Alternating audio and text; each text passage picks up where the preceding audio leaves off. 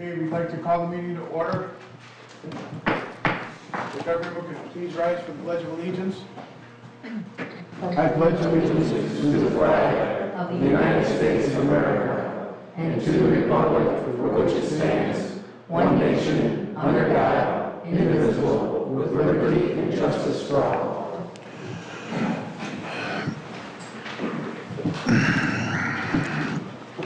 Madam Clerk, could you please call the roll? Trustee Reinders? Present. Trustee Pazmino? Present. Trustee Consolino? Present. Trustee Fialco? Present. Trustee Laha? Present. Trustee Rogers is absent. And Mayor Yukich? Present. Are there any is there any amendments to the agenda? Okay. Is there a motion to approve the minutes of July 14th, 2021 Village Board meeting? So moved.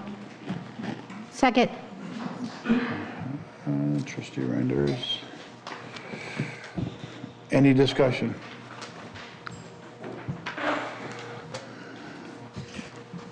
All in favor? Aye. Aye. All opposed? Next would be reports and communications from the mayor and other officers. Tomorrow is a very important that we stop and honor all our veterans. The Veterans Celebration Committee will be putting together care packages to deliver to our local veterans. A special thank you to our trustees, businesses, and staff who will be helping with all these special deliveries. Village Hall will be closed to the public tomorrow. The village is still accepting applications for the vacant planning commission positions, so please visit the website or contact Matt Walsh for more information. Next we'll go with the trustees, and we'll go with Trustee Constantino. Consolino? Consolino. Good evening, everyone. I would like to start off with taking note that today is the Marine Corps birthday and wish all Marines a happy 246th birthday, especially my husband, Semper Fi. Tomorrow is Veterans Day, and I would personally like to extend a warm heart thank you from myself and all our village to all of those who have so selflessly served our nation with the armed forces. The village held an amazing celebration for our local veterans at Konos Farm this past Sunday. The weather was perfect, ceremony was beautiful, and the turnout was great. Thank you to all of our village staff, our board, and volunteers who made this celebration possible. Reporting for the Public Safety Committee this month, the committee had a very full and productive meeting last week. We've had a lot of residential concerns about the recent ATV ordinance, and we are currently in the process of amending the ordinance with our attorney, Carrie Horvath. Our goal is to make an ordinance similar in language to that of the Illinois state statute. All public comments and concerns are welcomed with this procedure and should be submitted to the village or preferably to my email, if possible, at jconsolino@homerglenill.org. There has been much residential concern and questions about what appears to be an increase in crime in our community. A few residents have inquired about an emergency alert system, and our EMS currently have several in place for several alerts and the public public notifications. We are in the process of determining if any of these can currently be utilized for notice of law enforcement incidents or blockages of roads. We will keep the community posted on what we are able to do with this and how residents can opt into a notification system. I know personally that there are a lot of citizens that are also uneasy about recent robberies and break-ins in our area. We all share in these concerns. I want to share some information with you all tonight. And according to the Will County Sheriff's Department, although we do not have our own police department, the village of Homer Glen statistically has a much lower rate of crime than any other surrounding suburbs who actually do have their own police department. I do not say this to excuse the recent crime wave that we are experiencing, and I think that our village needs to sincerely take a proactive approach to this increase. Therefore, I would like to welcome any ideas and suggestions from both the board and our staff in regard to this issue. However, I would also like to encourage our residents to be proactive as well. I grew up in the city of Chicago most of my life, and I cannot encourage everyone enough to please be aware of your surroundings. Please do not leave your homes unlocked. Lighting and locks are a large deterrent. Please do not leave your vehicles unlocked or unattended while they're running. Please do not leave valuables in your vehicles. If you see something or you see someone that looks suspicious, please call 911. These are all minor steps that can help to be a deterrent to crime. In June of this year, the National Crime Index rated Homer Glen as 83% safer than all other U.S. cities in our nation. The statistic is why the crimes that we are having are more noticeable and more upsetting, because we're not accustomed to it. We, the village, will work on solutions to assist in securing our community, but we have to ask that our residents work to be vigilant as well. If any residents have concerns or questions about the safety in our community, please reach out to our village staff, our board members, or to the Will County Sheriff's Office. Your input is always welcome, and thank you. Thank you, Trustee Consolino. Trustee Lahat. Thank you. I'm reporting on behalf of the Ability Awareness Committee. We were proud to be at the Konos event on Sunday. We had a really great turnout, like Jennifer said, and it was really nice for the committee to meet all of our veterans and to thank them in person and to offer our services to disabled veterans. So thank you to the Ability Awareness Committee that all showed up. We had a great time. We also went through our surveys at the last meeting, and we find them extremely helpful for long-term and short-term goals for this next year. We're kind of making a checklist of the things that we would like to see done. So thank you for submitting surveys. We're going to have that link open indefinitely, so you can continue to communicate with us through our link on the village website. We're planning a few events with our senior facilities around the holidays, as well as hosting our first roundtable discussion in January to be able to provide resources and to invite open discussion for our differently abled community members and their families. Our first roundtable discussion is going to be understanding your child's IEP program. So we're going to have some educators from District 92, 33C, and Lockport. So it's going to be really useful information for you to come and ask your questions. We as a committee have also decided that we'll be working on donating a project or two a year from the Ability Awareness Committee to our residents. We already have a few in mind, and we'll continue to share our progress and let you know when and where those projects are going to be. That's my report. Oh, also, I just want to wish everybody, since it's our last meeting, a happy and safe Thanksgiving. Thank you. Thank you. Trustee Pazmino.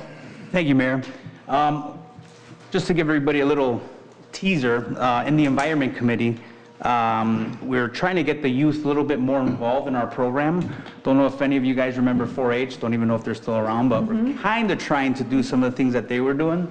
Growing lettuce, gardening, flowers, having them understand what nature is and that type of thing, and then involving a lot of our local gardening clubs. So I think that's going to be pretty exciting. One of the other things that we're introducing also is conversation on the tree ordinance. And then last but not least, community solar, which is an alternative way of saving money, I guess you could say. Instead of going through ComEd or some of the other providers, you would be using a solar farm. More information on that, homerglenil.com. You could sign up and get more information on that. So that's all I have, sir. Thank you. Oh, one more thing. God bless our veterans. Thank you. Thank you. Trustee Reinders. Good evening, everyone. Tomorrow is Veterans Day, and I would just like to reiterate what the rest of our staff has said. If we can please remember our veterans and remember those who fought for our freedom. A couple events coming up through Parks and Recreation and through the village. The snowmen are available. Anybody that ordered a snowman, please come and pick up your snowman. They're here, and they will be on display from December 4th through January 3rd. Homer for the Holidays annual tree lighting celebration kicks off on December 4th from 4:30 to 7:30 in Heritage Park. And the Parks and Recreation Department is going to be doing something a little bit different this year. We're going to be sponsoring Operation Letters to Santa. We are going to have a mailbox up in the front of the where the arches are inside the park there, and we are encouraging everybody to write their letters to Santa, because there are going to be some people that will be actually answering the letters and granting some of the wishes. So we encourage everybody in the village to participate in that. And the village will be sponsoring a hot cocoa and holiday and crafts for our younger residents of the village. That will be on December 11th from 11 to 1 p.m. in the afternoon in our community room, which is basically right just a little bit south of here on the other side of that wall. or east, I should say, east. And there will be photos with Santa there. And for the Economic Development Committee, we are getting a great response from the businesses that are applying for the grants. I think we've already, Janie, have we already awarded 2 grants? Yes, we've awarded 2 grants, but we've had inquiries from 23 businesses, so they've all received items. So that seems to be going very well. So maybe for next year, we'll have to increase our budget for that, Mayor. And that's my report. Thank you. Trustee Fialko. Thank you, Mayor. I don't have a whole lot to report when it comes to the fest. The fest had their meeting last week, and they decided, we looked at 3 different locations. And out of those 3 locations, parking was taken into consideration, and the weather that we've been having during that time of the year and everything else. It was decided by the members. There were 3 separate locations, one in the southeast corner, one the original location, and the third one would be the one that we, or the location that we had at this past year. So it was decided to actually use the location that we used for 2021 for 2022. Other than that, A&F, just so everybody knows, the A&F meeting was canceled this past month. And other than that, I just want to say thank you very much to the veterans out there in our community and everywhere else also, and the veterans that are here for so many meetings also. There are a lot of veterans in the crowd here, and I want to say thank you very much for your service to our great country. Thank you, Mayor. Thank you, and welcome back. Next would be Village Clerk. Thank you, Mayor. Yes, the event, the Village of Homer Glen and Konos Corn Maze Veterans Day event was a success. This is the first time that we had 18 different donors, and if I could just take a minute to announce all their names, it'd be greatly appreciated. We had Tavern in the Glen, Taza Restaurant, Pelican Harry's, Ruby Agave, Dock and Inwood, Paradise Bay, Culver's, Konos Corn Maze, our staff, Stacy, the Ability Awareness Committee, Chesden's, Joey's Red Hots, Knut's, Game On, Mama D's, Rob the Balloon Artist, Greg the Magician, and the band Nightlife. And also thank you to the Lockport American Legion Post 18, Homer Glen American Legion Post 2011, Lockport VFW Post 5788, the Village of Homer Glen itself, and the Will County Color Guard. So thank you, everyone. That concludes my report. Thank you. Next would be Village Attorney number 1. No report, Your Honor. How about Village Attorney number 2? No report at this time, Your Honor. Thank you. Public safety officials. Trustee Consolino took care of it for me, so thank you for that. And I also want to thank all of our veterans as well. Happy birthday, Marines. And yeah, that's my report. I'll keep it short. Thank you. Thanks, Jim. Thanks, Mayor. Next would be Interim Village Manager. No report, Mr. Mayor. Okay, we go to public comment.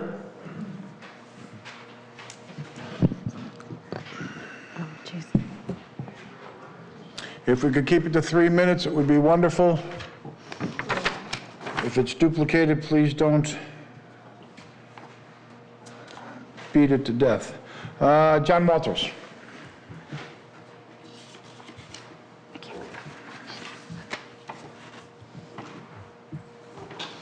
I tried to make this a little fun. I gave you all little props. I gave you little pencil cases with pencils and sharpeners in it. I just wanted to say to the board and the mayor, and please sharpen these pencils, roll up your sleeves, and find every dime of waste and inefficiency in the Village of Homer Glen budget. Focus on the new road district budget first. The village made what I consider a questionable decision to take over a functioning township road district, and now it appears that the village cannot afford the new department. We need to look at all the personnel. Do we need all the equipment? Do we need all the land and buildings? Are we buying materials at the best prices?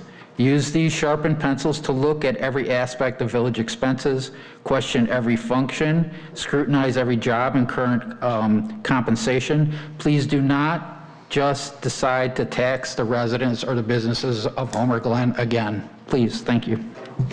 Thank you, John. Susie O'Connor.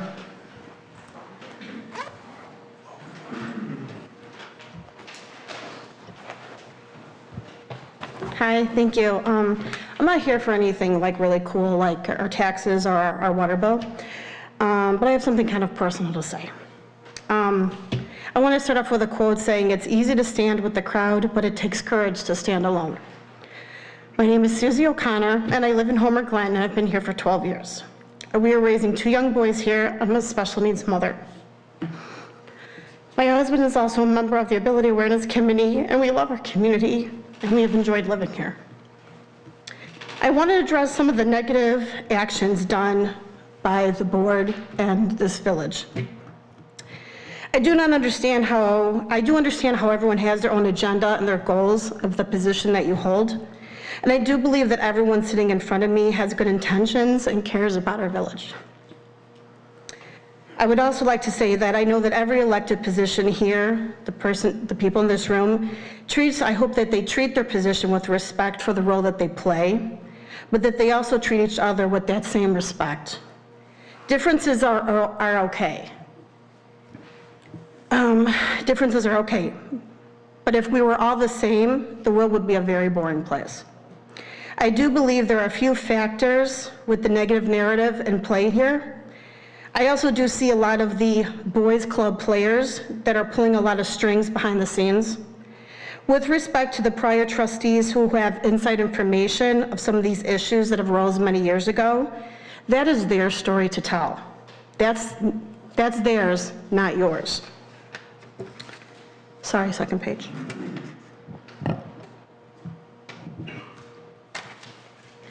I want people to be strong that are in these elected positions and to stand up for your own truth.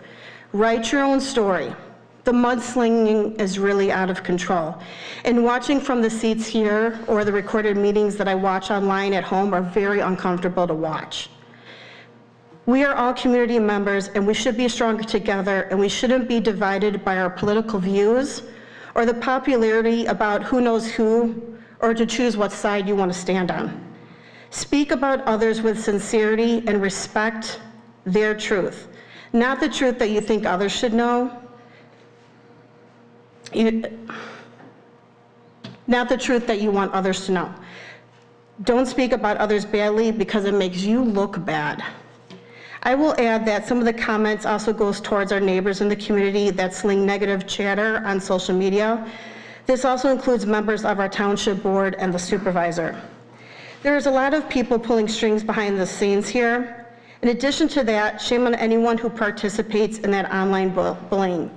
To those who pulling fingers and take cheap shots, be prepared to have people take cheap shots back at you. 30 seconds. Live your life for truth and honesty, morals and integrity. No political divide and no hate. Kindness speaks volume, and that is all something we can all use a little bit more of. And also, kindness is free. Thank you. You're welcome. Thank you, Susie. Wayne Felgenhauer.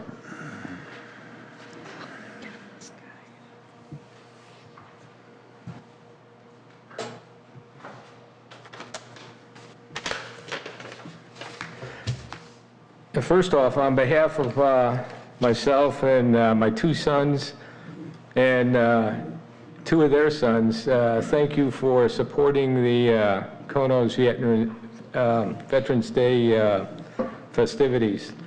Once again, we really appreciated it as veterans. Thank you. Let me preface my statement before I start to talk. I'm mainly trying to direct my information towards the audience here. Back on October 31st, a Sunday, the village convened an emergency meeting concerning the push tax. The meeting was called because the village had to tell the state by midnight whether they would collect the tax. And I commend the village board for taking into consideration the businesses and the homeowners by having that meeting that day. For some of you that don't know that, the push tax is a 1 cent on the gaming machines each time the lever is pulled. That's why they call it a push tax. Since it would have been a revenue stream for the village, I was sure the trustees would have voted for the tax. But to my surprise, every trustee and the mayor voted against that tax. Everyone realized that the push tax was just another state tax on the businesses that are already carrying a burden of state taxes. Not to mention that they would have a potential new businesses thinking twice about operating our village. To me, the big takeaway was that Monday and Tuesday on the TV news. TV newscast mentioned surrounding villages, and I don't want to cast any aspersions on them by mentioning them, voted for the push tax. But it also said that Homer Glen did not vote for that push tax. I think that was a great plug for the village being friendly to businesses, which I think would help us in the long run. So in summation, I commend the village board for standing up for businesses as well as the homeowners. Thank you. Thank you, Wayne. Jeff Joniak?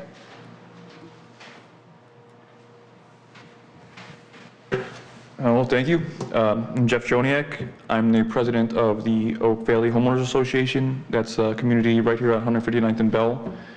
And I come today to request you to look into the safety of the Oak Valley on that street. And specifically to the increased foot traffic that we're seeing, especially in the last few years. It's very dark, especially nowadays. It's just getting even darker. People are walking through there to get to the dog park from other communities or other neighborhoods. And we've had numerous close call incidents with pedestrians getting hurt or getting hit. And we've also had numerous complaints from the people in my neighborhood. So our community feels it's only a matter of time before some unfortunate incident's going to occur. We have a lot of winding roads. I think there's only one speed limit sign in that whole street, and it's 25 miles an hour, which means people are doing 35. So a reduction in the speed limit would be great if possible. Increased signage, looking at the lighting. So that's pretty much all I wanted to say to you about to voice our concerns from that community. And I appreciate anything you can do to investigate looking into this matter. Thank you. Thank you, Jeff. Next would be Mike Ryan.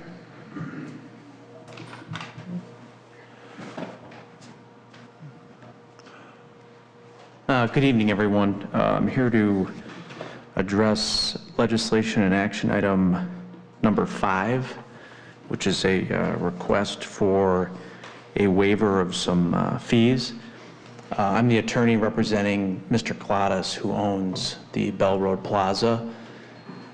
As many of you know, Will County Division of Transportation is widening Bell Road and 143rd as part of that intersection improvement. And even though it's a benefit to the community, it's been pretty devastating to Mr. Coladas because it requires the elimination of his front parking lot of his shopping center for the road widening. And to Will County DOT's credit, we're trying to work out a settlement where the old La Petite site that's been torn down, we're trying to work out a land swap where my client would get that parcel of land and the county's going to put forth the cost to recreate that front parking lot next door on the La Petite site. And so because of the county's involvement, there's limited funds to play with to work out this settlement as part of the eminent domain action. So we're here tonight to request a waiver of some of the village fees for that project. So I ask that the board consider that and grant that request, please. Okay, thank you. There's 2 more on here for the agenda 5. What we'll do, we open it up. That's when we'll pull everyone else in. So Megan Olson and Eric Wessel, if you could hold off on till that comes up, we'll do something there. Joe Therese.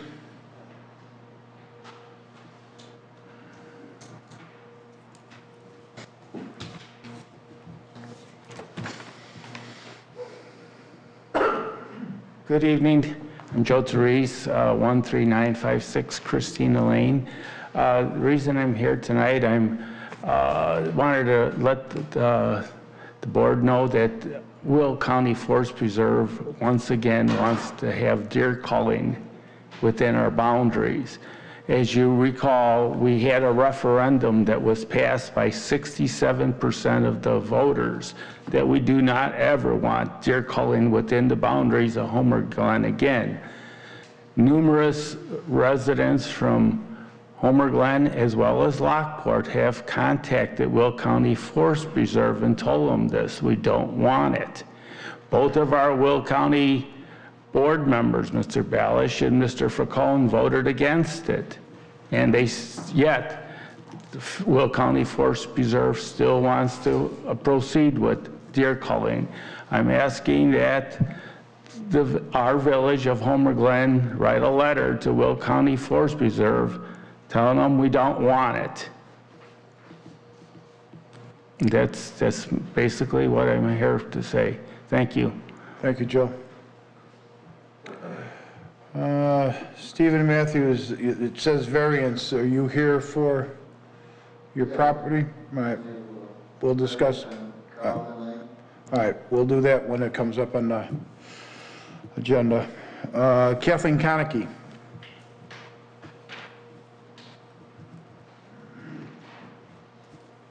Yes, thank you for the opportunity to address the board this evening.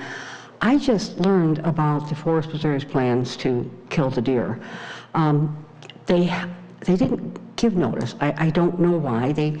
Nobody told residents anything. Even those of us who live adjacent to the Forest Preserve properties were not given notice. Apparently, the Forest Preserve did come to the village and they held a little meeting, but nobody came. Well, nobody came because nobody knew they were holding the meeting, and that's not right.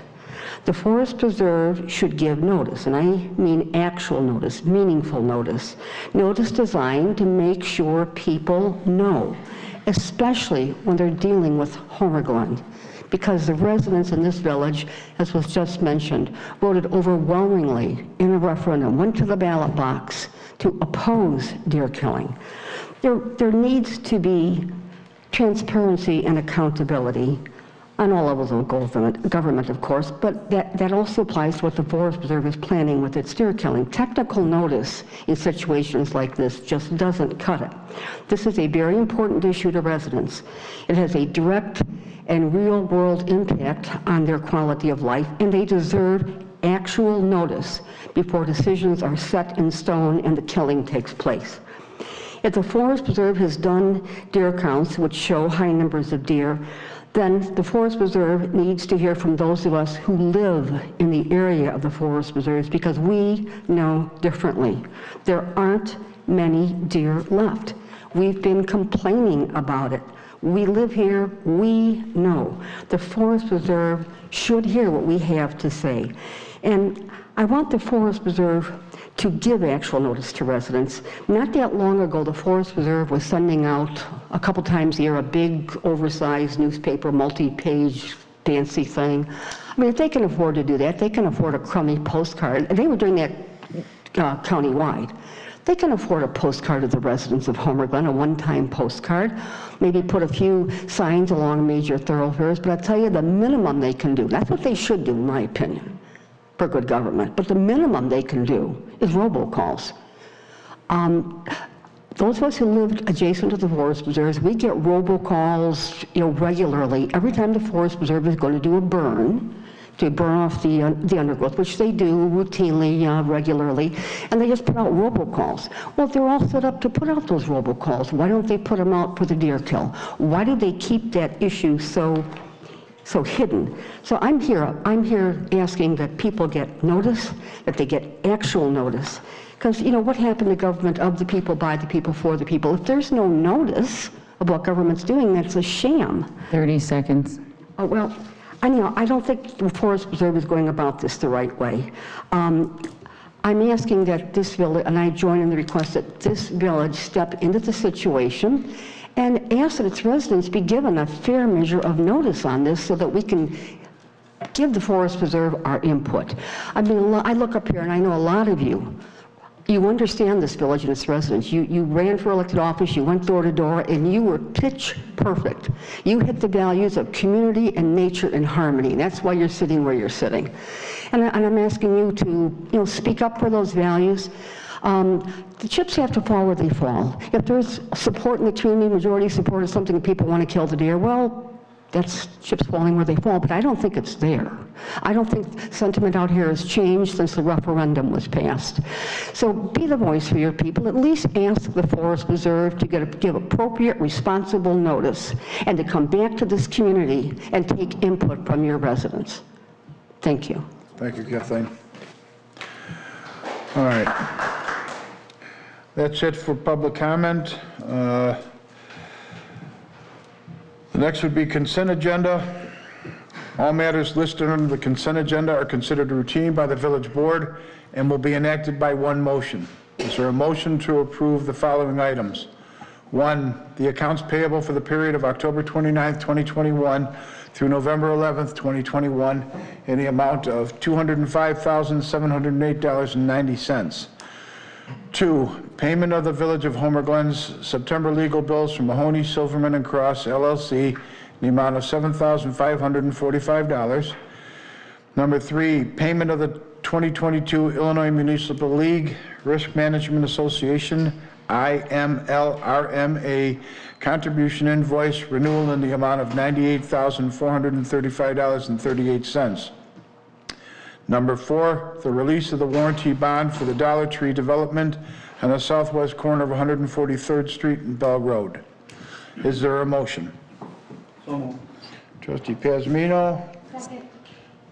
Trustee Reinders. And I have a quick question. Why wasn't agenda item I-8 included in that section?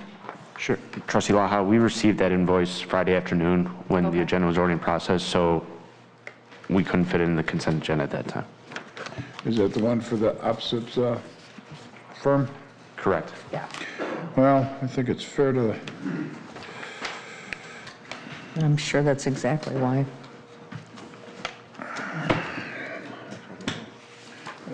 They got the bill late Friday.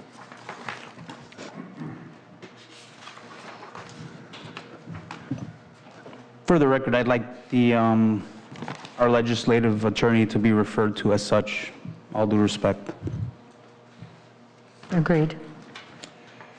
All right, and then the last one would be, is there a motion? Oops, well, I can't add it to it? Correct. Because it's not on it. Okay. All right. Madam Clerk, please call the roll.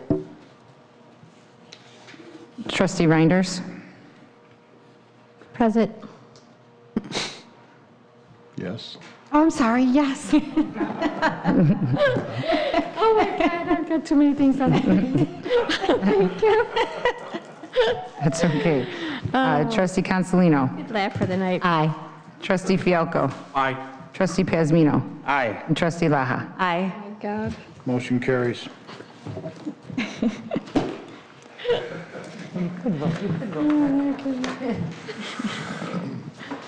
All right, next, is there a motion to approve ordinance number 21-045, an ordinance approving one, a variance to reduce the required setback for an addition from the required 10 feet to 7.5 feet. 2, a variance to reduce the required rear setback for an addition from the 30 feet to 27 feet. Number 3, a variance to increase the allowable impervious surface from the maximum 40% to 49. And 4, a variance to increase the allowable lot coverage from the maximum 40% to 44% for certain real property located at the R4 single-family residential zoning district at 14954 South Carlton Lane, Homer Glen, Illinois. Case number HG 212-6-V. So move. Second. Trustee Pazmino and Trustee Fialco? Yes, sir. Thank you. Discussion? Sir, from what I, you want to go? No, go ahead. I just had a question. Do we have proof that the Dawnwood Homeowners Association had sold them the small piece of property that they were looking for? I think that's the next case. That's the Oak Trail case. Okay, all right. Boy, I'm really bad. So from what I see, Planning Commission passed it 5-0, so they adapted pretty much the staff's recommendation. Required setback went from 30 to 27, so to me, not a big deal. If you look at any public testimony, there was none there. As far as hardship, the applicant does have a health condition, Lou Gehrig's disease, very detrimental situation. And from what he's going to be installing, it's going to be a pool that's going to help provide him much needed therapy. Aside from the pool itself, it's going to be harmonious to the current structure, so it's not going to be out of the way or out of place. And there was one neighbor that had a situation. He came in, looked at the plans, didn't find anything out of the ordinary, and pretty much agreed with what was going on. And aside from the variance itself, the project doesn't look like it conflicts with any applicable village regulations, nor does it cause any problems for the surrounding neighbors. Okay, thank you, Trustee Pasmino. Any other discussion? Madam Clerk, could you please call the roll? Trustee Laha? Aye. Trustee Fialko? Aye. Trustee Consolino? Aye. Trustee Reinders? Aye. And Trustee Pasmino? Aye. Motion carries. Is there a motion to approve ordinance number 21-046, an ordinance approving a variance to reduce a rear yard setback for an attached garage from 40 feet to 10 feet for certain real property located in the R3 Single Family Residential District at 14416 South Oak Trail, Homer Glen, Illinois, case number HG2121V? So moved. Second. Trustee Lahan, Trustee Reinders. All right. Is there any discussion? Now can I ask the question? I can clarify for you, Trustee Reiners. That property, that's not where the addition's going to go. There just happens to be a sliver of land. Right. It's on the east side of the creek that's owned by the HOA. It kind of appears perceptive-wise as if it's part of his backyard. I believe the HOA is intending to negotiate with that homeowner to sell that sliver of land to him. It wouldn't be contingent on this. This would be something that would happen after the fact, and the village staff can help them through that process. Okay, just wanted to make sure it wasn't contingent on that. Correct. I'd also like to point out that the Planning Commission voted 5-0 to adopt it. Also, the president of the Dawnwood Subdivision HOA stated about the sliver of land that has been taken care of. And the neighbor to the south also showed support. So for this whole project, it looks like everybody supports it. Yeah. And that is my comments. Any other comments? Madam Clerk, could you please call the roll? Trustee Fialko? Aye. Trustee Consolino? Aye. Trustee Reinders? Aye. Trustee Pasmino? Aye. And Trustee Laha? Aye. Motion carries. Is there a motion to approve ordinance number 21-047, an ordinance approving an amendment to the planned unit development, PUD, granted previously under ordinances number 14-049, amended under ordinance number 16-011, and number 19-019 in the A1 Agricultural District, commonly known as 16849 South Cedar Road, Homer Glen, Illinois, HG 2122S, Walter Kono, subject to the following conditions. 1, only the Tinsley Barn, train depot, and the new barn will be used for parties, weddings, and banquet-type events. Number 2, the new barn shall have fire suppression detection and comply with NFPA 13 and NFPA 72 with village amendments, and comply with all other building code requirements. A future master detention project is completed for the planned development. I need a motion. So moved. Second. Trustee Laha? Okay. And Ruben? All right. Trustee Pasmino? Discussion. I had a question. So Is your microphone on? now it is. Thank you.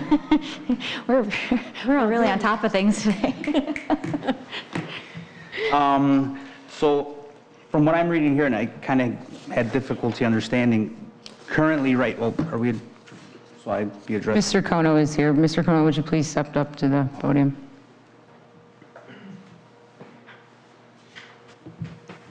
How are you, sir? Good, real good. Thanks for coming out. Thank you. Just a quick question. So currently, and probably for some of the staff, this question, currently, CONOWS is authorized, or they have an ordinance that secures them an existing PUD. This is just an amendment to that. Correct. So the change on this would be basically what was noted on the actual motion to allow them to be able to place the barn? Correct. And to hold events in it? Correct. And they currently hold these events in the tent. So the tent is going away, and the structure will be built in the place where the tent currently is located. Thank you. I have a question. Is there going to be any heat in this building? Yes. There's going to be heat. Is there going to be running water in this building? No. No running water? Nope. No bathrooms? Nope. Okay. Bathrooms are in the existing barn already. And what's going to be the occupancy permit for this building? I have not talked to the fire department about that yet. Okay. They will give me an occupancy. Pardon? They will give me an occupancy limit. Mm-hmm. And how many bathrooms do you have in the other barn? 2. 2? There's two bathrooms, 2 female stalls, 1 male stall, and 1 male urinal. And that's going to be enough for this barn and the other barn? And We have a restroom trailer that we use if it's needed. Okay. And you're going to be holding weddings, parties, Just like we've been doing in the tent over the last 8 years. and do you have a commercial kitchen there? Nope, everything is catered. Everything's catered in? Everything is catered. And how do you keep the food warm then? That's the caterer's deal. Okay. Okay, no more questions. I have a couple questions. For the most part, I really don't see anything wrong with this, but I would like to ask Melissa if she could explain what a PUD is, and I would also like her to explain special use for a PUD, because I think that our public needs to know what it means and who's using these things and what they're able to get away with using them for. Thanks, Melissa. So we can start with, I love this, by the way, so thanks. So we can start with just special uses in general. So special uses are typically a use that may not be something that's appropriate in a certain location due to some kind of potential negative impact. So a simple example would be outdoor dining for a restaurant that's in really close proximity to residential uses, right? So there might be things that can be done to help remediate that. So a special use is oftentimes in our code requires a public hearing at Plan Commission and approval by the board, and it can oftentimes be conditioned in order to fix that or reduce that potential negative impact. For plan developments, they're reviewed under that special use project umbrella, if you will. But a PD is a kind of a special planning tool, I guess you could say, where it involves one or more properties, typically owned by a single ownership, or it can be a combination of ownership, but it's under unified development. And as things progress, you typically get approvals originally, but you can always come back and amend it. And there's a whole laundry list of things that can trigger that amendment to a PUD. PUDs typically are something where there's flexible zoning involved in it, in order to allow for that kind of master planned effort that goes on by the developer. If there are variances, so with PUDs we call them typically exceptions or modifications depending on how a code defines them. They're not called variances, and they're treated a little differently because they are typically offset with public benefit. So you might not require a multi-use path for every development, but if you have a development that's asking for quite a few modifications to the code, the village staff may say, you're asking for XYZ in variances or modifications, and we would like you to build us a multi-use path. And that's kind of like the tug and pull of a PUD, if you will. Does that kind of answer your question? Thank you. All right. And your question to what does PUD stand for? It's Planned Unit Development. I understand that, but there's a reason why I asked her to give Under the her. planned unit development, we have 2 farms here in the community, Bankston and Konos. And I am 100% behind and for businesses. And I want them to survive. I want them to thrive. I want them to be with us for a long time. But I want to make sure that the community knows that everybody's being treated fairly. Whatever's being given to Bankston will also be given to Konos Farm, I would hope, and vice versa. From what you know right now in your experience, because obviously we haven't all been here when Bankston's has made their changes, Konos has made several changes themselves. Are we parallel to the way we're treating both of those businesses? Well, the only thing, and I don't know every covenant, I don't have a copy of the PUD for Bankston's, but they have covenants with their PUD that were specifically addressed, and they brought those forward as a request. One of the items in there is that they're allowed to kind of build any number of structures that they want to on the property, so long as they come in for building permits and can meet engineering, building requirements, and all the other applicable village regulations. This came up as discussion at the Plan Commission meeting because Brian Kozor, the chairman of the Plan Commission, felt the same way you're saying, Trustee Fialco, that they should be treated the same. And we did touch base with the applicant, and they are not requesting any of those special covenants be added to this PUD at this time. But they don't, Konos does not currently have any of those same covenants in there. They've not been requested. In both Konos and Bankston Farm is under A1 agricultural, correct? Correct. Okay. When it comes to building permits for either one of those businesses, is there a charge for the building permit for those businesses with the A1? Yes. Agricultural? And just for construction? Each structure, yes. Each structure, okay. That's been, a lot of those questions have come to me recently, and so I think to clear it up just a little bit at this point is good for the public to be able to hear that. Thank you. I would also like to piggyback on Dan and read what had stuck out to me, because at the same time as I want to be supportive, I don't think that a few businesses should be permitted to do whatever they want. And so I want to read this out loud, because this is from the minutes from the 21st October 21st Plan Commission meeting, and in reference to this ordinance. Chairman Kozar made a comment about the Bankston's PUD, so anytime a structure like this comes to the Plan Commission, they do not need to come before the Plan Commission. Staff stated the latest ordinance she could find still did have a number on there for how many structures. Chairman Kozar thought he recalled something different. His recommendation to allow Konos to do things like this as long as it is within the realm of the code. He stated it was a unique feature, and if staff is more comfortable having a public hearing for these items, then that's fine. He thought that there was a discussion to allow staff to handle these types of unique matters without inconveniencing our businesses.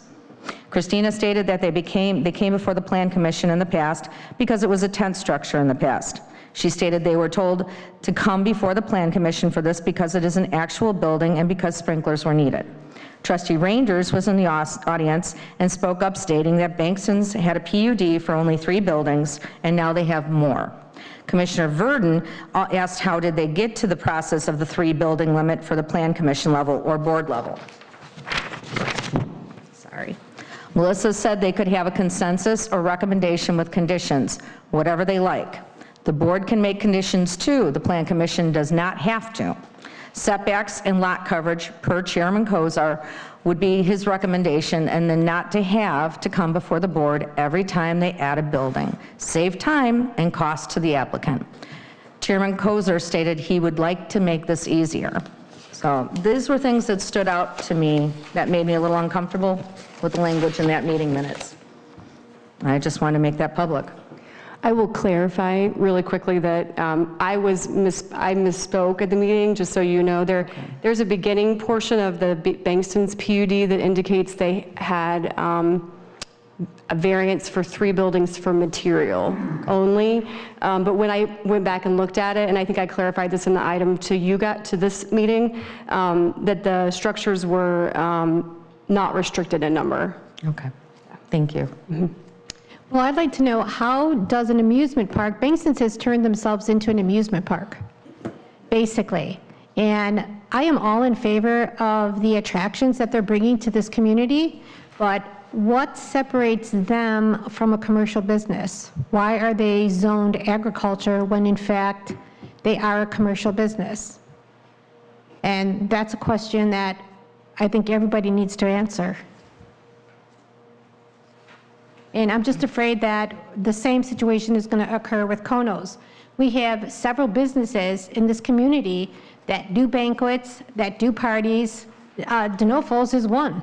They pay $138,000 a year in real estate taxes, and they're held to the fire. We have to have, and as myself as well, have to have commercial kitchens. We have to meet every restrictive ordinance in this village.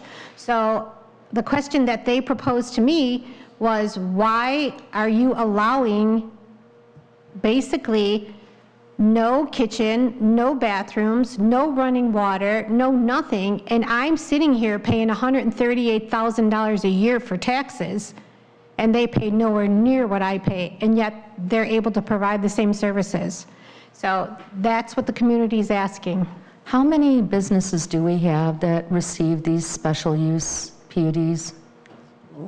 I don't have the answer to that question. But is that like a norm for anybody? To what's the question?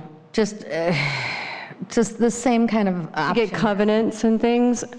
I think it can be. I'm not sure. I would have to look at our ordinances to see if other PUDs have been granted that in the past. I think it may be unique for Bankston's here in Homer. I don't think it's unique in general for PUDs. I think we may have not as many. I want to have more of a standard across the board with the businesses, that everybody is available to have these options. If we're making concessions for one or two, I think it's only fair to do it for everyone.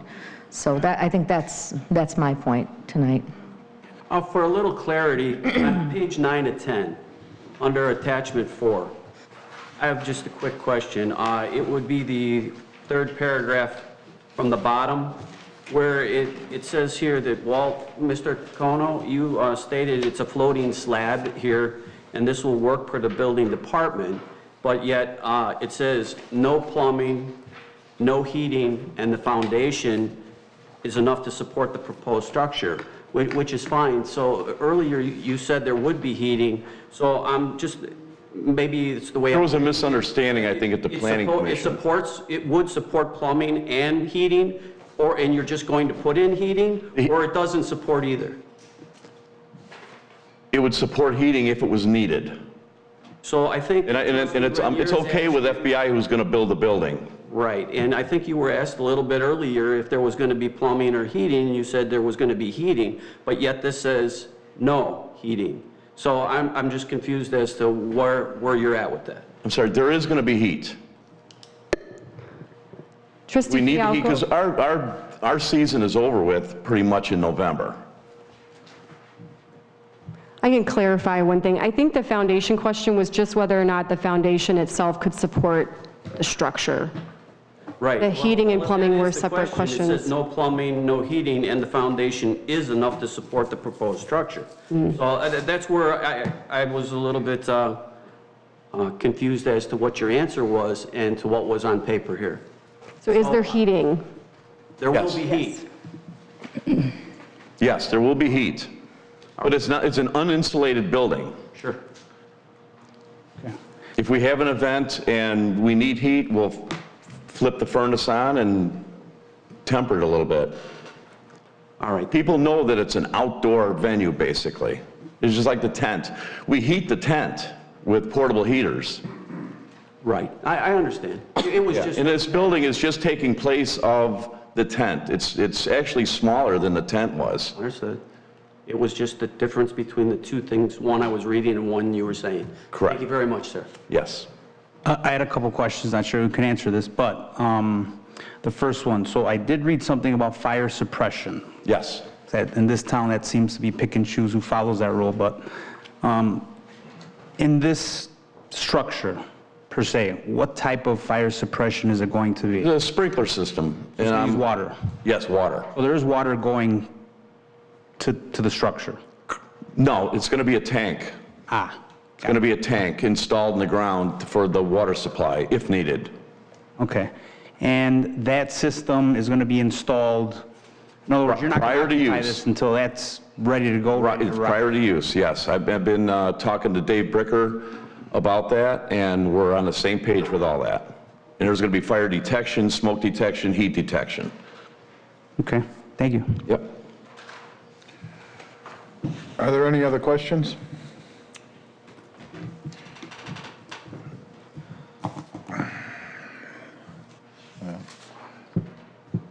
Okay. Yep. Madam Clerk, could you please call the roll? Dan, did you have something else? You said us, I wasn't sure. Yeah, if you'd allow me. Go ahead. I do have one question. You want to go from March to November, right? Correct. The only thing I didn't see in there were the hours. I mean, I know that both farms pretty much respect their communities and the residents around them. With these new planned events that you're planning on having, because it references two things, but there could be other events also. Do you have a limitation that you've set with the Planning Commission for the hours of operation? I believe that's with the village. We have hours set already with the village, and that would not change. Okay, but this is something new, so, okay, you're not planning on changing any hours that are already preset? No. Okay, thank you. We try to be very friendly with our neighbors with the noise and everything, and that's something that this building would do, is cut down the noise complaints with the music, the bands that we have for the weddings. All right. I have another question too. In 2014, wasn't there a ordinance or a suggestion to Conals to sprinkler all of their buildings? I don't have any water for that. What do you mean you don't There's have? no water there. I have no water main. I think there's a little confusion, if I may. There's two separate businesses. There's a corn maze business, that the corn maze buildings will not be used for this PUD. So that is something totally separate than what's involved with this PUD. Mm-hmm. So what's in front of you is the Zachary's portion, and is where they use currently the tent and the barn. So that will be, the new building would be sprinklered. And why not the barn? Because it's a historical building. That does not need to be. No, it does not. You can change it. You can change that. The Will County Land Use said that they believe in a situation where you are housing people, whether it's a historical site or not, can be sprinklered. It can be. All you would have to do would be apply for a permit to the Will County Historical Society and the Will County Land Use Division. So. Joe, can you clarify that for me, please? Historical buildings could be exempt from the sprinkler requirement. I don't know what the Historical Society said that. Could be, they could be, but it's not, right, they said that they can be, if there's a situation where there are people constantly in a situation where there are people in and out of the barn, then yes, it should have been sprinklered. And what would have had to happen was that they would have to come to Will County Use for a permit to be able to change the building, even though it is a historical site. I think that would be under the jurisdiction of the historical preservation people, and for the Right, a applicant permit to would go have to to be- them right. with that requirement. Right, but if the village made a requirement to sprinkler the barn, and this village said, no, they didn't have to because it was, who was worried about the safety of these people that are coming in and out of a wooden barn? Well, currently our code does not require it in the barn because it's a historical structure. Okay, do we have an ordinance for that? It's in the current ordinance, adopted ordinance, yeah, with existing structures, yes it is. Okay, And we could revisit that in the code and change that down the road if the board so chooses. okay, thank you.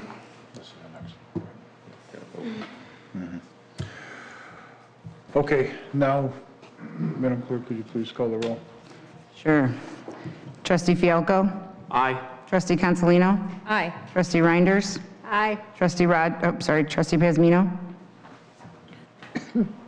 Can we add something in there before we, or is it too late? No, it's too late. I apologize. Aye. Trustee Laha? Aye. Motion carries. Thank you. Next, is there a motion to approve a fee waiver in the amount of $3,725 for Walt Kono for the subject property located at 16849 South Cedar Road, Homer Glen, Illinois? Need a motion? So move. Trustee Pazmino, Second. trustee Laha. Discussion. So this is an amendment to an existing, is that Ruben, what you had said earlier? This is an amendment to the existing, so they already went through this process once before? Right. So this is the second time, right? Okay, just wanted to make sure.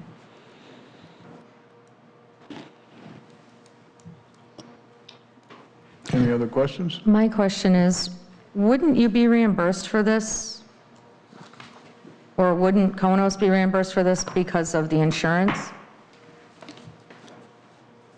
We know that for a fact. Would he be reimbursed for? If he pays these fees? No, I don't believe so.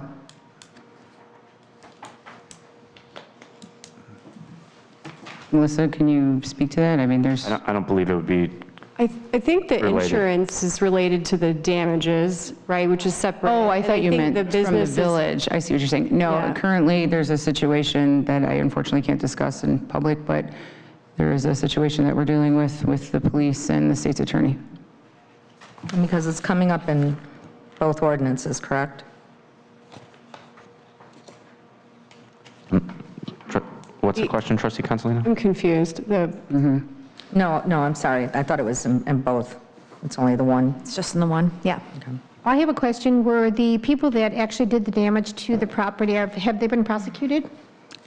I don't believe that's something, It's a simple question. Should we ask Walt, or? Yeah. Could we ask Walt Mr. ending Walt right now? Cornell? Yeah. Yeah. they're in the process. I honestly believe, I mean, if this was my business, I would go after whoever the infiltrators were to the fullest extent of the law and make them pay for it or submit it to my insurance. You know, as much as I would love to support business, and I do, because I do have a business in Homer Glen, you know, there are just some things that shouldn't fall in the lap of the village, and I think this is one of those things.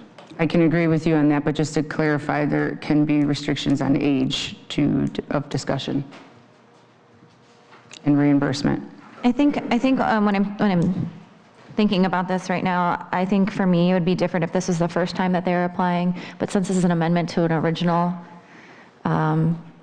submission, I think that's kind of where my head is at right now, thinking, you know, this is something you've already been through the whole process once before. Just throwing it out there. Trustee Laha, to clarify on that, there's an additional fee for a major change to the amendment, so that's. This is the additional fee. There's a fee for whenever it went through originally, but since the barn was considered a major change, there's an additional fee for the planning side. Then this request also includes building fees, which is related to the question earlier. Okay. For the building permits. And that's something that everybody has to obviously go through. Correct. For an additional. Matt? Yes. With this provision, or with this motion, how many other businesses in the past, since you've been here, has this been granted to? I don't believe there's been any since I've been here. We found some research that in 2013, there was a resident that was granted a waiver. I believe, 20.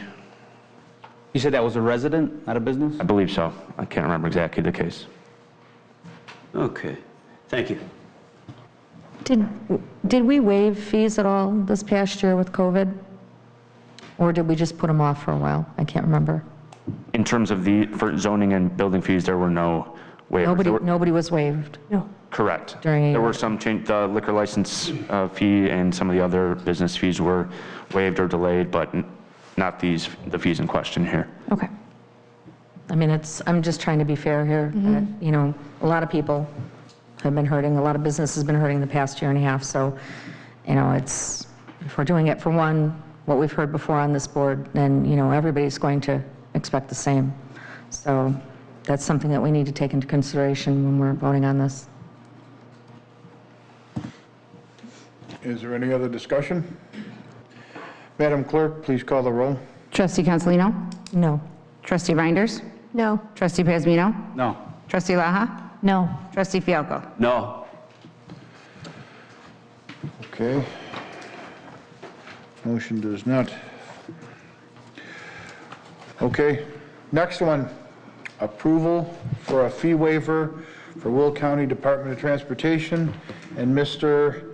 Anastastas Kladis for the subject property located at 14201, 14215 South Bell Road, and 14225 South Bell Road, Homer Glen.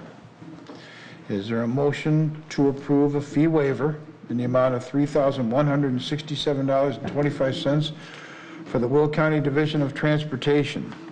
Will County Department of Transportation and Mr. Anastasas and Gladys for the subject property located at same addresses. So moved. Second. Wasn't there a gentleman here that was speaking in regards to this? Yeah, he's right there.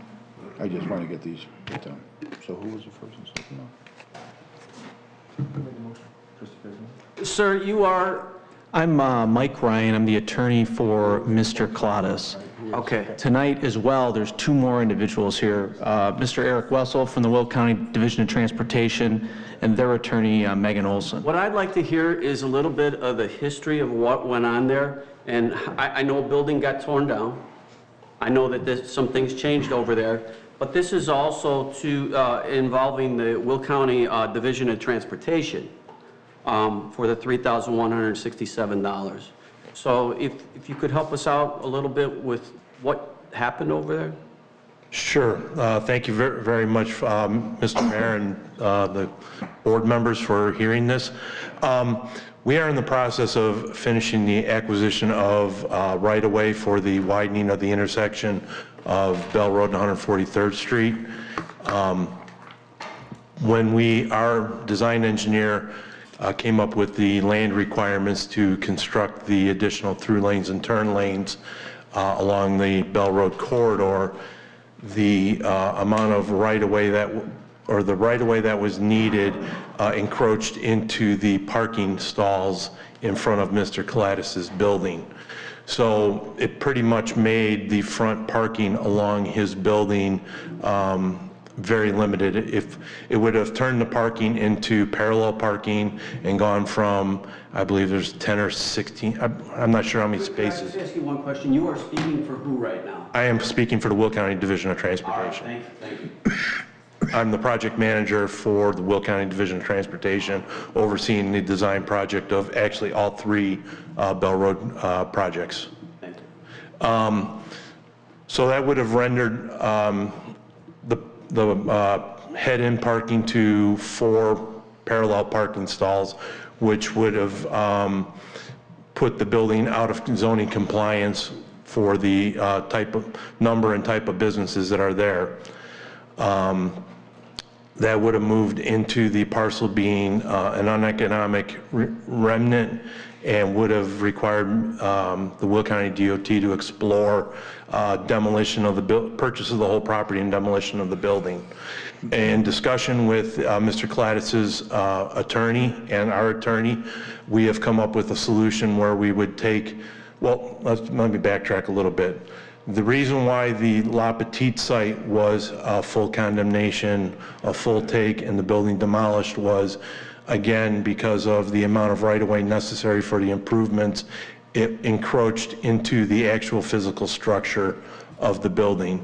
In the negotiation with the property owner, they originally were going to keep the remainder that we were not going to buy, and then at a later date made a decision to sell us the whole parcel. So then we bought the whole parcel and demolished the building. So at that time when we demolished the building, the Will County DOT would have had, after the project, a parcel of land that we would have had to sell at some point in time. With that knowledge, Mr. Cladis' attorney, Mike Ryan of Ryan & Ryan, came to our attorney and asked, would it be possible to do a land swap where we would get the right-of-way from Mr. Cladis, and then I would work with Mr. Cladis and their architect and engineer to design supplemental parking on the old La Petite site, which as of right now comes in lower than what it would have been for me to purchase the strip mall center, and is also beneficial to the village because the 8 businesses that are there will be able to remain there and still function at their current capacity.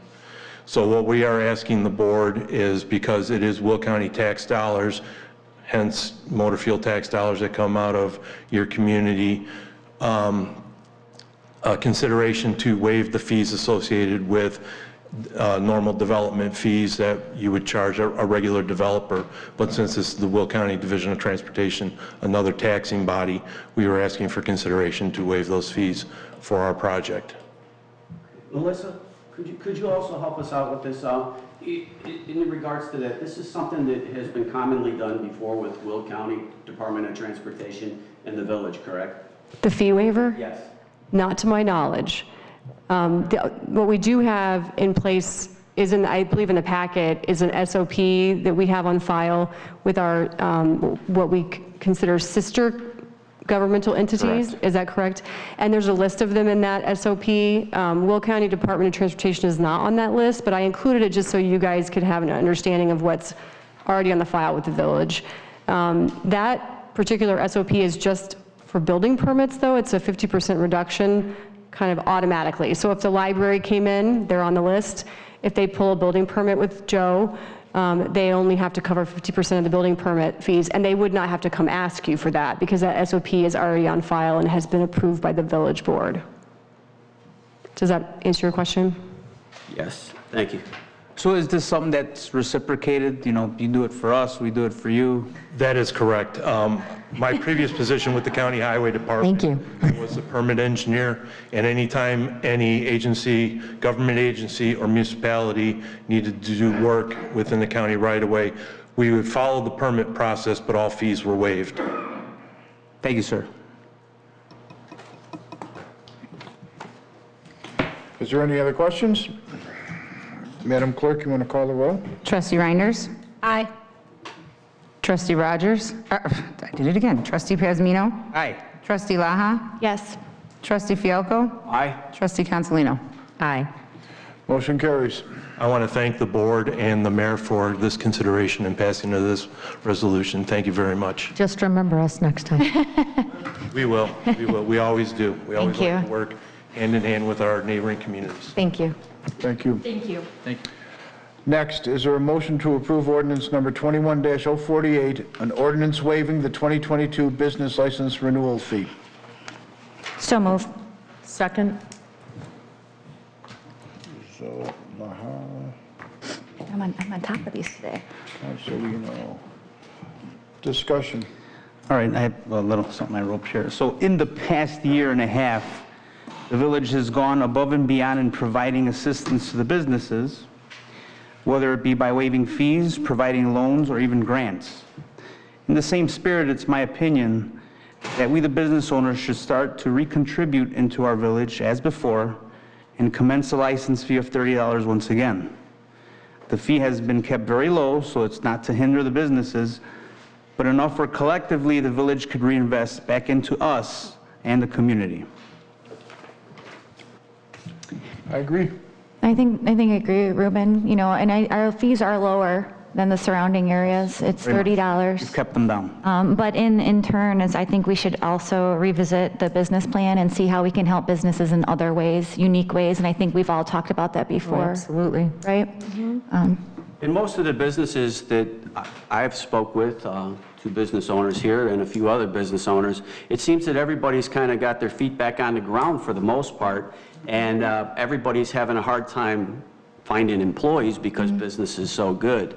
I thought this was a great thing that was done for the businesses of the community, and if we had to do it again, I would do it again in a heartbeat. But at this point, it seems like the buoyancy has gotten back, some stabilization. I'm just wondering though, if somehow, if there was a business still out there though, that, let's say there were one or two or a couple businesses that said, hey, I'm really still struggling, maybe we could amend this where they could come in, plead their case, and that business would still be able to take advantage of that $30 if they really needed it, instead of just closing the door on it.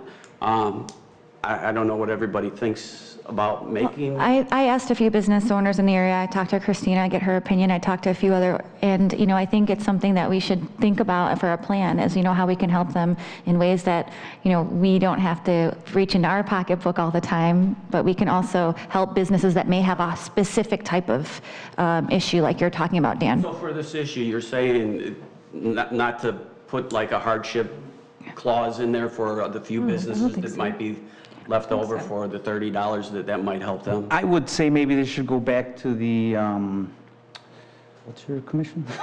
The parks? No, economic development. Go back to them, maybe have them come up with a plan. Exactly. Think of how you can come up with some ideas, Dan. I think you're onto something though. I think that we keep it In pretty the end, reasonable. we're partners here. Sometimes it's for us, sometimes it's for you. We have to think about the financial stability of the village as well, so. And it's in black and white here too. It says, but budget implications are 519 active businesses.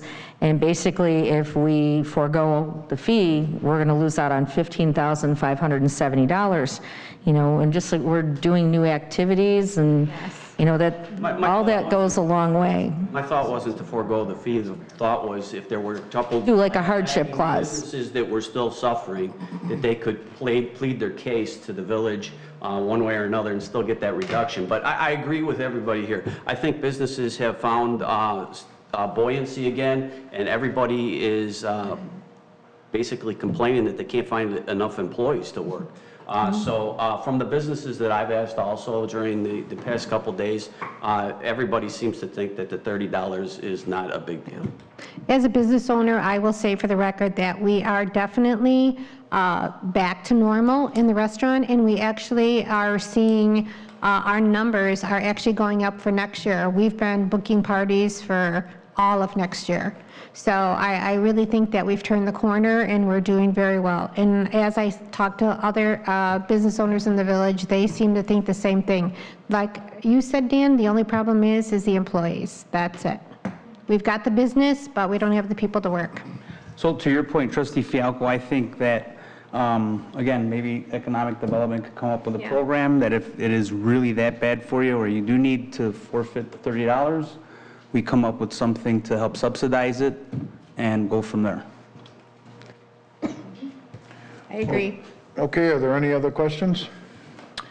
Madam Clerk, could you please call the roll? Trustee Pazmino? Aye. Trustee Laha?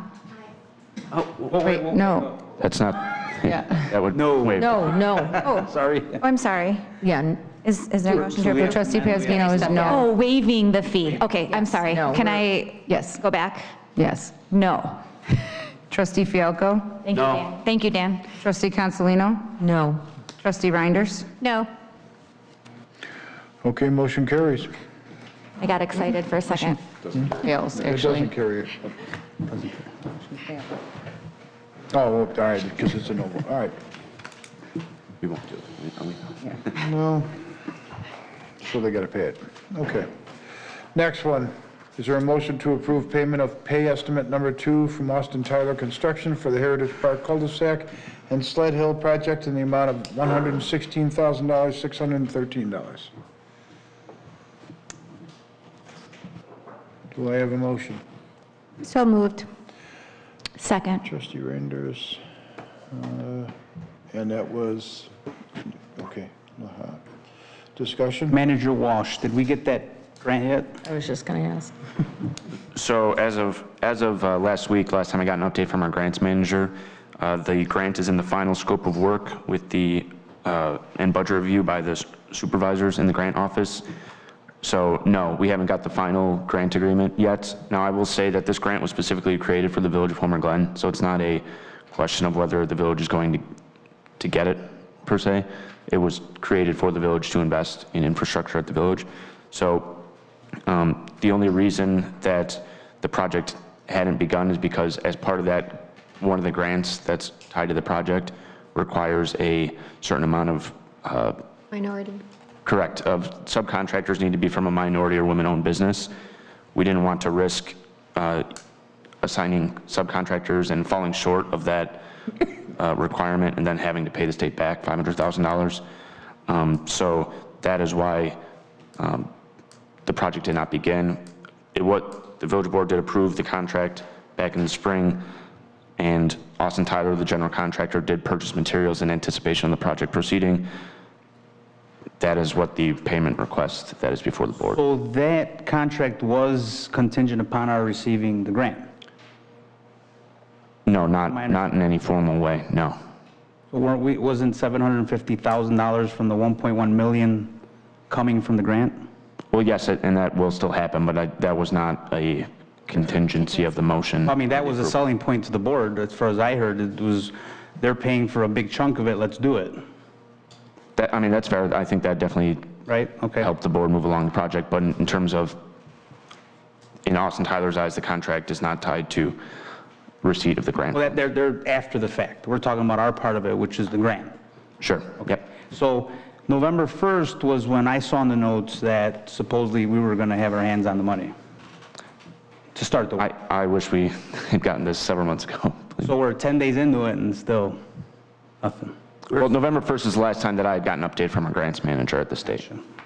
All right. And then 7 months into this, when this was passed in April, we tabled this because we had a concern in A&F. It was tabled because we were asking other questions in other places. You do not have the grant money. If you had a piece of paper that said, and I know grant money gets paid after the fact. I understand that completely. But you have made an exerted effort to try and keep pushing this on. And Trustee, this motion was not tabled. That was pay estimate number 1. This is pay estimate number 2. This was requested to be on the agenda by Trustee Rogers. This is not the same motion that was okay, but it was still tabled in A&F. No, that was a different motion. This is a different pay estimate. Because you changed the words on it. Well, it's a different pay. It's a different request. Anyway, let's get back to the point. The point is that we do not have the grant, and you want us to write a check for $116,613 to a company who hasn't done anything yet. And I understand that. If you had a piece of paper that said, yes, we have the grant secured, and you have the minority contract portion of it set up with Austin Tyler, that they've secured those people, that would be a different story, Matt, but we don't. And then you want us to write a huge check on the taxpayer's back to support that at this time.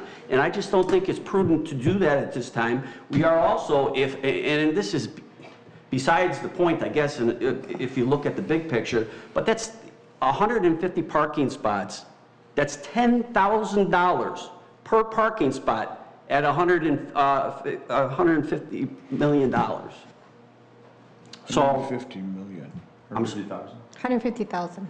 No, it's $10,000 per parking spot times the 150 makes the total of the project. So we're spending a lot of money per parking spot. And you know what? There's a lot of things that have happened since April. We have taken and we have a public works department now that I don't see that that's kind of stabilized itself. We haven't had a revolution with that 1 year to see where we're at. We have the other things going on in the village where there's a lot of money that needs to be spent, and I don't believe that, and that includes parks. The new parks that we'll be receiving. We haven't had a revolution with that, but we're going to spend all this money. I don't have a problem with that, but in discussion with most of the other trustees, I just think there's a better solution for the money right now. Not that couldn't be done in the future, or it couldn't, we couldn't change it and make something different. But I understand the grant money that's tied to it, and we keep pushing the grant money, but we have not received not even a piece of paper that says that we've got the grant money. So I believe that we should not support this at this time until you do have the grant money. And maybe we could take another look at this to see where we're at, because I believe this was a very controversial move in April that took place. I was at that meeting. I heard the same exact things that you There's heard. a lot of people that do not support this. That maybe we could be investing in a splash pad that somebody can use for 6 months out of the year instead of a ring parking lot that goes to a sledding hill that costs $10,000 per parking spot. So my recommendation for this would be to say no until we have secured the items that we just talked about, and also maybe have Carrie re-review this contract to see where we're at, because we're 7 months into it. I tried to read what was online, and it's fractionalized, it's lined out, there's all kinds of confusing things in there that it is something a lawyer needs to take a look at, I believe. And at this time, to put that $116,613 on the taxpayer's back with nothing secured to support it, I don't think is the right thing to do. Would it be fair to perhaps table this, maybe another meeting until maybe the money magically falls from the sky, or? I will be the first one to let the board know when we receive that clarification. I don't know, what do you guys think? Folks, if I can add to... Sir, what's your name? Jim Petragos, I'm with Tree Architecture. Austin Tyler, so we're in charge of kind of watching what Austin Tyler's actually doing. Austin Tyler has not been paid for pay request number 1, and pay request number 2 came through, and they're like, we need some answers if you can, they are unable to be here tonight. I was only coming to kind of answer any information you had on the pay request that we certified. But I do want to answer some of the comments that you actually said, Trustee Fialko. Unfortunately, I need direction from the board and administration, because the board approved a contract with Austin Tyler. With that contract, told them to proceed. We told them they cannot break ground until we get this information. So Makes sense. We've had that discussion. Well, that's fair. Go ahead, sir. I'm sorry, I didn't mean to. The trouble we're having is that part of the contract and them getting going, right? Because we could have turned on them. We're trying to get stuff done this fall, right? And say, okay, you may get the grant because it can come any day. Let's get them going. So they actually had to process their bonds. They had to get their bonds. They had to get their insurance. They ordered light fixtures so they weren't delayed. They all have light fixtures. So the price on pay request number 1 was for bonds and insurance that were real dollar amounts that they accrued. They had the right to submit a pay request number 1 for those dollar amounts. That was tabled, I believe. Since then, they've done pay request number 2 because their subs have bought all the light materials, all the electric, all the poles that are for the project, all the light poles and the muscle pole, I believe. They are allowed for the contract to actually say, we'll store it, we can have our insurance cover it, but we're looking for payment for our materials, because they had to order it, long lead items, they did get it, so it was one of those things. Now, them storing it or you storing it, you can have it, they can bring it over, that's even an issue, but there are items that they have bought and spent money on that they are requesting payment for. I just need to know what to tell them, because in their mind, they had a contract, they had a clear line there not to break ground, but there were some things that are part of the contract that they have to do that's part of that. So. But also they couldn't break ground because they did not have the minority qualification of the employees that are required for the contract. And they did not have that themselves, and it's been over 7 months. So being able to secure that. They have the current, it's my understanding, they have the current, what was put in the specifications was because correct me if I'm wrong, Matt, they wouldn't tell us what the actual number was. We put a number in, they met that, and then now we're trying to confirm from the state, like, is this number okay for the DB MBE? If it is, move forward. If it wasn't, the understanding is that we have to go back to, if the state comes back and says, I need 50% MBE DBE, right? Austin Tyler doesn't have that number. We'd have to go back to Austin Tyler and say, for us to do this project, we need to renegotiate with you and figure out how to get those numbers. Would you be able to have the conversation with Carrie to provide the contract? And there's an A1A, I believe, addendum to it that is covered under A102, I believe it is. They have an A201 contract. It's a standard village contract, and they signed an A101. and it was dated 2018, the one that was posted that I saw. So there's just a little confusion, and it's not your fault, it's not my fault, it's not this board's fault, but I'd like for you to maybe communicate with Carrie and for you guys to figure out where we're at with the contract, and then we can move forward from there, because I think with all this confusion and everything that's gone on, I just can't do that to the taxpayer with everything that's gone on myself. And I understand that point. I just need direction to tell Austin Tyler, because Austin Tyler is now saying, what are my repercussions? Do I have to lien the village? Do I have to do something? Because we're not getting paid for a contract that the village signed. I believe somewhere in that contract, though, there is a provision that does, we'll let Carrie work it out. I don't want to get too deep into it because I've read a few different things inside of there. And then once we have an answer as to where we're at with the contract, and then Matt with as far as getting the grant money, I think then we can move forward. I think you're asking us to move forward too fast for a lot of answers, things that have not been answered yet. The grant stuff, Austin Tyler, I can't. Well, that's more our thing, right? The grants are problem, grant is basically. how you get money, right? We hired them, they got to do it, I get that. But here's my question, maybe Melissa can answer this. As far as right now, let's say we said, let's go ahead and, I don't know, you might be able to answer, I don't know. As far as the grant and qualifying for it, of course, they have very strict prerequisites that you must follow, right?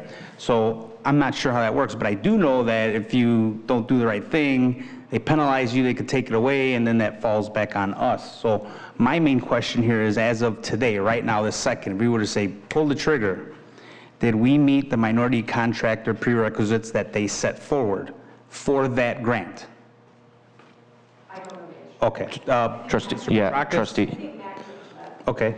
So they did not set a requirement in advance of us applying for the grant. Otherwise, we would have known it and we would have bid it out at that number. In the bid that we put out earlier this year, the base bid included 7% of subcontracting money had to go to a minority contractor.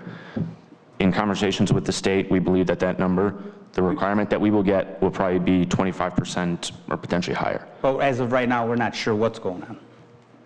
As far as the minority part. The state could come back and say that the requirement's 5%, and then we wasted 7 months for no reason. We could have moved forward, but that would have meant me under fire for risking $500,000. If it comes back higher than that.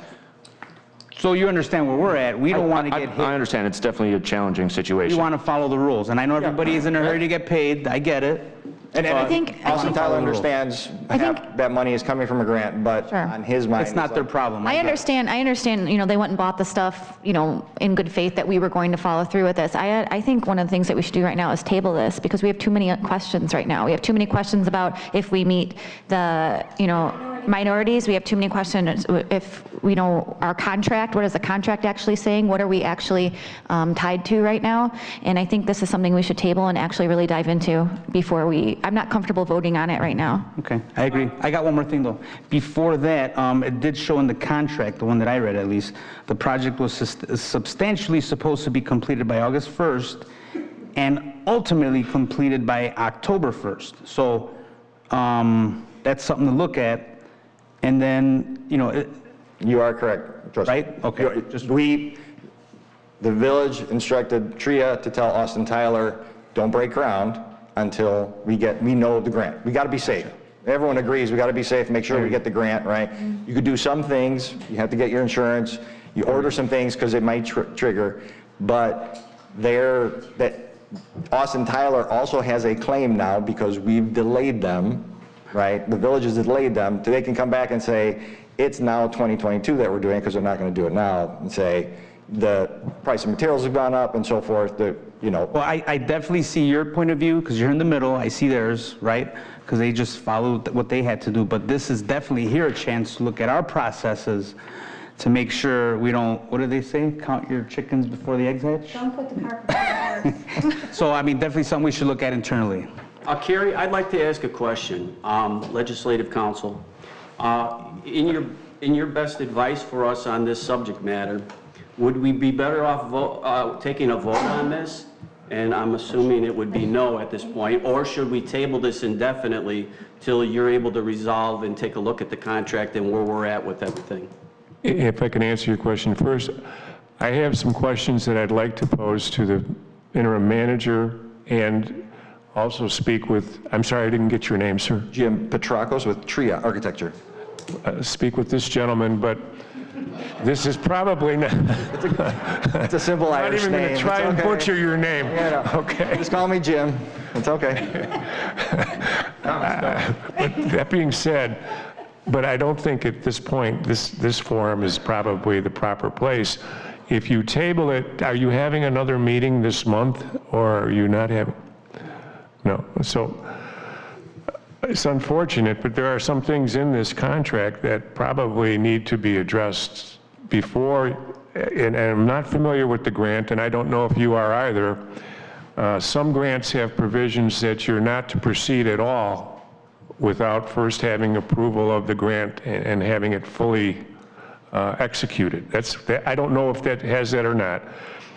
There's also a requirement for a notice to proceed in the contract itself, which I don't know was a notice to proceed issued by anyone from the village. I'm not asking you if you know that to be the fact right now. Yes. And there was? There was. Okay, all right. And then there are some provisions in the contract that probably should be addressed. And so, okay, so I mean, I don't like to see people not get paid for things they've done, but I don't think you all know enough at this point in time as to whether this grant is going to materialize. I mean, from what I've heard, it's been promised, and it's in some sort of some form of final consideration, but there's no documentation that you're submitting at this point to indicate that the state's coming through. Is it a state grant from? Yes. That the state's going to come through. Now, you know, if you have to call a special meeting, once that information is appropriate or is available, that would be appropriate. That might alleviate the stress on the contractor that could occur because they've incurred expenses. But right now, you're kind of acting on the hope that the state of Illinois will finalize the grant, and that the grant itself doesn't have a restriction that you not expend funds pending receipt of the grant money, because I've seen that happen as well in other municipalities where money gets expended and there is a prohibition in the document itself. So you have to be very careful here of what you do, all right? Because if you approve, the board approved the contract, no doubt about it, and they're asking for $116,000.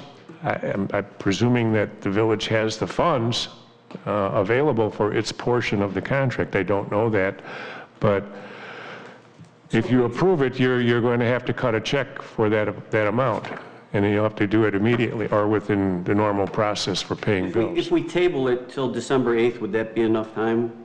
That would be more than sufficient time to find out. I'm hopeful that the state's going to do what it's indicated to the interim manager. I don't want to table it indefinitely and cause any type of hardship because we would do that, but I guess my question would be, should we table this till December 8th and bring it back, and that gives you enough time to work things out between everybody involved? Or would you say to just vote on this right now, and I'm assuming it would be a no vote?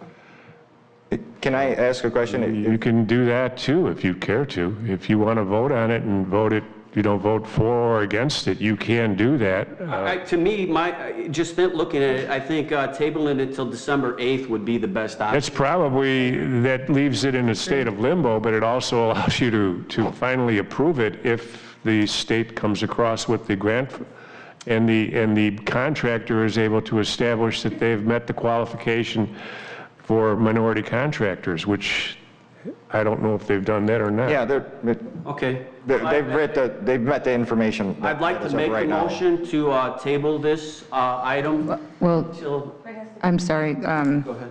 Trustee Reiners made the motion and Trustee Laha seconded, so they would be the ones to amend their motion. All right.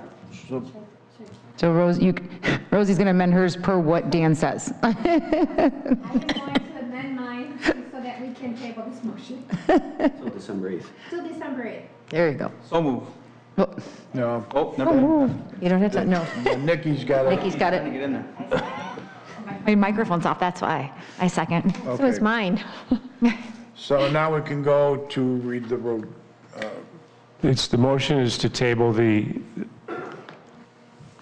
Right. item that's on Table the this agenda. payment I-7. until, right. I-7. Yeah, until you review the contract. Until the December December 8th 8th board meeting. meeting.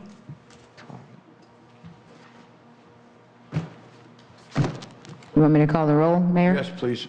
Trustee Pazmino. Aye. Trustee Laha. Aye. Trustee Fialko. Aye. Trustee Cancelino. Aye. And Trustee Reinders. Aye. Motion carries. Next, is there a motion to approve payment of the August and September legal bills from Legislative Attorney Olson, Stirk, Murphy, Frazier, and McGrath LTD in the amount of $5,365? So moved. Second. Before the board votes, may I address the board on this? I have a point I'd like to make if I can, but I would like your permission to do so. Is that okay with you, Mayor? Sure. Sure. Yes. Okay. In the agenda supplement sheet, this was pointed out to me earlier today. There is a statement that indicates that, please note, several services were performed prior to final approval by the village board. The sum of those charges is $3,376.25. Initially, what I want to point out is that all of the services that our firm rendered were for time expended in the months of August and September. The implication in that comment, and I don't know who made that comment or who authored it, but the implication in that comment is that we did certain things before we were approved as legislative council. Now, as I said, well, I don't know who made the comment or who wrote it in there, or who took the time to do the calculation. It's unfortunate, but representations like this are usually based on a careless misapprehension of facts. And in this case, also a very clear misunderstanding of what the law is. And what I want to point out is the effective date of the ordinance appointing our firm, the effective date was July 28th, 2021. And that ordinance, when it was adopted, made it effective immediately, not the next day, immediately, okay? The billings that we submitted were for the months of August, timed up, performed on services in the month of August and September. And I'll get into that in a little bit, but the fact the mayor vetoed the ordinance, and the veto, by the way, did not occur until August 25th. If you'll recall, August 11th, the meeting was canceled because there was an issue with respect to COVID-19. That didn't occur until August 25th. And really, it's of no consequence whatsoever because the veto was overridden. And what occurs when a veto is overridden is that the effective date of the ordinance relates back to the date when it was adopted. And that's not just my statement, okay? Because before the veto, I did some research. I was also asked by the deputy clerk to give her advice with respect to when is the effective date of an ordinance that's been vetoed and then the ordinance has been, or the veto has been overridden. And the case law in this state, effective beginning by the Illinois Supreme Court, 1879 was when the original statement by the court was made indicating that the effective date relates back to the date of adoption, all right?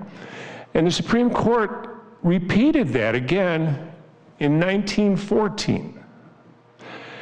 And while, regardless of whether you agree with what the court says, okay, the bottom line here, if you looked at our bill, and you really, whoever did the calculation and said that we performed work in the amount of $3,376.25 before we were the formal legislative council, if you really looked at the bill and took the time, you'd see that but for 1 hour, all of the time that was expended was either before the mayor's veto in the month of August or after the mayor's veto. So there was 1 hour. You know what? I'll give up that hour. I'll give it up. I will gladly give it up, and I'll do it publicly. But from now on, and as I said, it's unfortunate because when you misapprehend facts, when you don't understand the law, then that's why lawyers are there, to call the lawyer, pick up the phone, and give me the professional courtesy that I would give you. Okay? Thank you very much. Thank you, Carrie. Just for clarification, oh, I'm sorry, go ahead, sir. Just for clarification, who wrote that? I wrote the supplement sheet, trustee. That was you? Correct. So when you did write that, was that, I mean, obviously, I'm sure you didn't make that mistake on purpose. You got your information from somewhere, or was it just overlooked? Well, I believe that it was a mistake, trustee. Understood. And see, when this got put in, when you said it got put in too late too, just so you know, it didn't get overlooked here. And when you put something on an agenda, if it's late or not, it could have went in the consent agenda, or you could have put it right where you wanted it. And you did put it right where you wanted it. It should have originally been in the consent agenda. I had conversation about that already, and we wanted it to be heard on the floor and what was done here. That's why we didn't move it to the consent agenda. And I think it's unfair that that was put in there. And hopefully we'll do our homework in the future and not embarrass ourselves like that. Thank you. And thank you for allowing me to make the comment, because you know what? I try to be careful in my billing. I won't indicate, I'm not going to promise you that I won't make a mistake. But if I do make a mistake and you see it, just point it out to me. And I'll be more than happy to correct it or discuss it with you. But don't ever just surmise that I've done something inappropriate, which is what this implied, without at least giving me, as I said earlier, the courtesy of a telephone call or an email if you don't want to call me, and letting me know. That's what professionals do.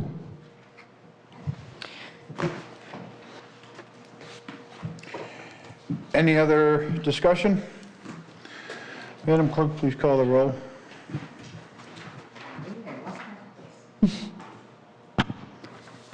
Trustee Laha. Aye. Trustee Fielko. Aye. Trustee Cancelino.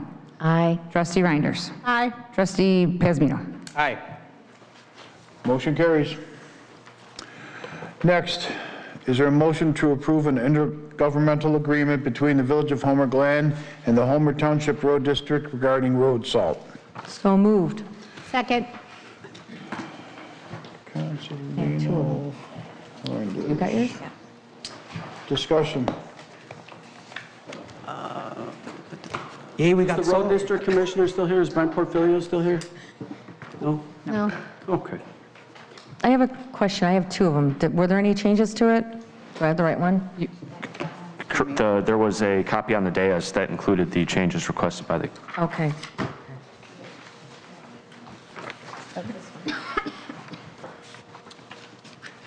We've had long conversation about this. So Matt, in the long run, this came from the township through Brentwoods? I mean, we talked about this in A&F, we talked about it here a couple times, we talked about the delivery. So what was the exact path that, where this ended up here for this motion for consideration? What was the final steps that were taken to receive the salt? Just so we know for next year and how it took place, and however it took place this year, do you expect that to be the same way next year? No, trustee, I don't believe, it will definitely not be the same process next year to acquire the salt. I believe there's going to be much more economical ways to acquire the salt next year by state bid or other co-ops. The pricing that we are acquiring the salt this year comes from a contract that was entered into a year and a half ago by Commissioner DeVivo. There was uncertainty on whether the new salt vendor, Skyline, would honor that pricing, and that wasn't clear until about last month when Skyline confirmed to village staff and to Commissioner Porfilio that they would honor that price. And Commissioner Porfilio wanted to keep that contract with Skyline, and obviously instead of having them hold on to 3,000 tons of salt, the village is salting unincorporated roads, so it only made sense to enter into agreement with the road district to acquire salt. So that's what this agreement was, and Attorney Hanson drafted the agreement last week. And as far as procuring the salt, the delivery, still no problems on the delivery side, correct? No, we received several deliveries today, in fact. All right. We should have 800 more tons by Monday. That's what Brent Woods had said. Matt, I know it was not easy, and it was something new for all of us, and thank you for going through all the work that you went through to make this happen with the former road district and the township for this year. But anyway, we've got our salt, and it's on its way. Right on time. And I'm happy about that. Thank you. Hallelujah. I think we missed a person, though. A couple people, Road Commissioner Porfirio pretty much facilitated this buy. Yeah. Because, of course, we're not going to let each other fail. Supervisor Balich, thank you as well. Yes. Any other discussion? Madam Clerk, please call the roll. Trustee Cancelino? Aye. Trustee Reinders? Aye. Trustee Pazmino? Aye. Trustee Laha? And Trustee Fielko? Aye. Okay. Next, are we doing the workshop? Yes, I believe that the village board should hear some information about the Joliet Water Commission. Mike Salamovich has spent a lot of time in meetings talking with Joliet to get more information. We had heard from representatives from Joliet this summer about information. We've since gotten more information. I know several trustees wanted more costs and everything like that. So we have a brief presentation that Director Salamovich will provide to give some background about the options available to the village.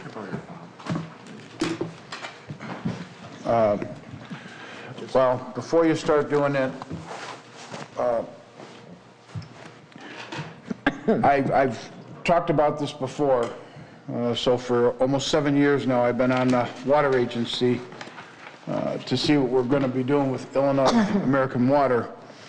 And at least you are in a situation where you are 5 different villages that are all putting in money for this, and we still don't know when the water is going to come through or when we can buy it, because it's been up there in money.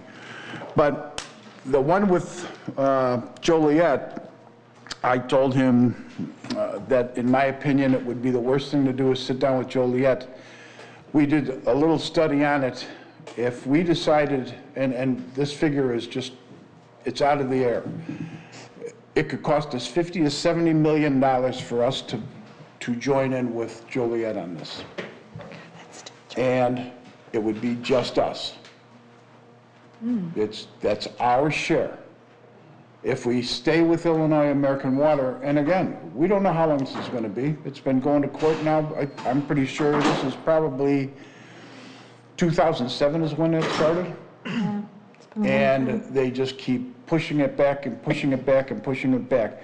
But at that point, we still would only have like 30, maybe 40,000 or million in it. I don't even think it's that high for this, because they keep raising the price.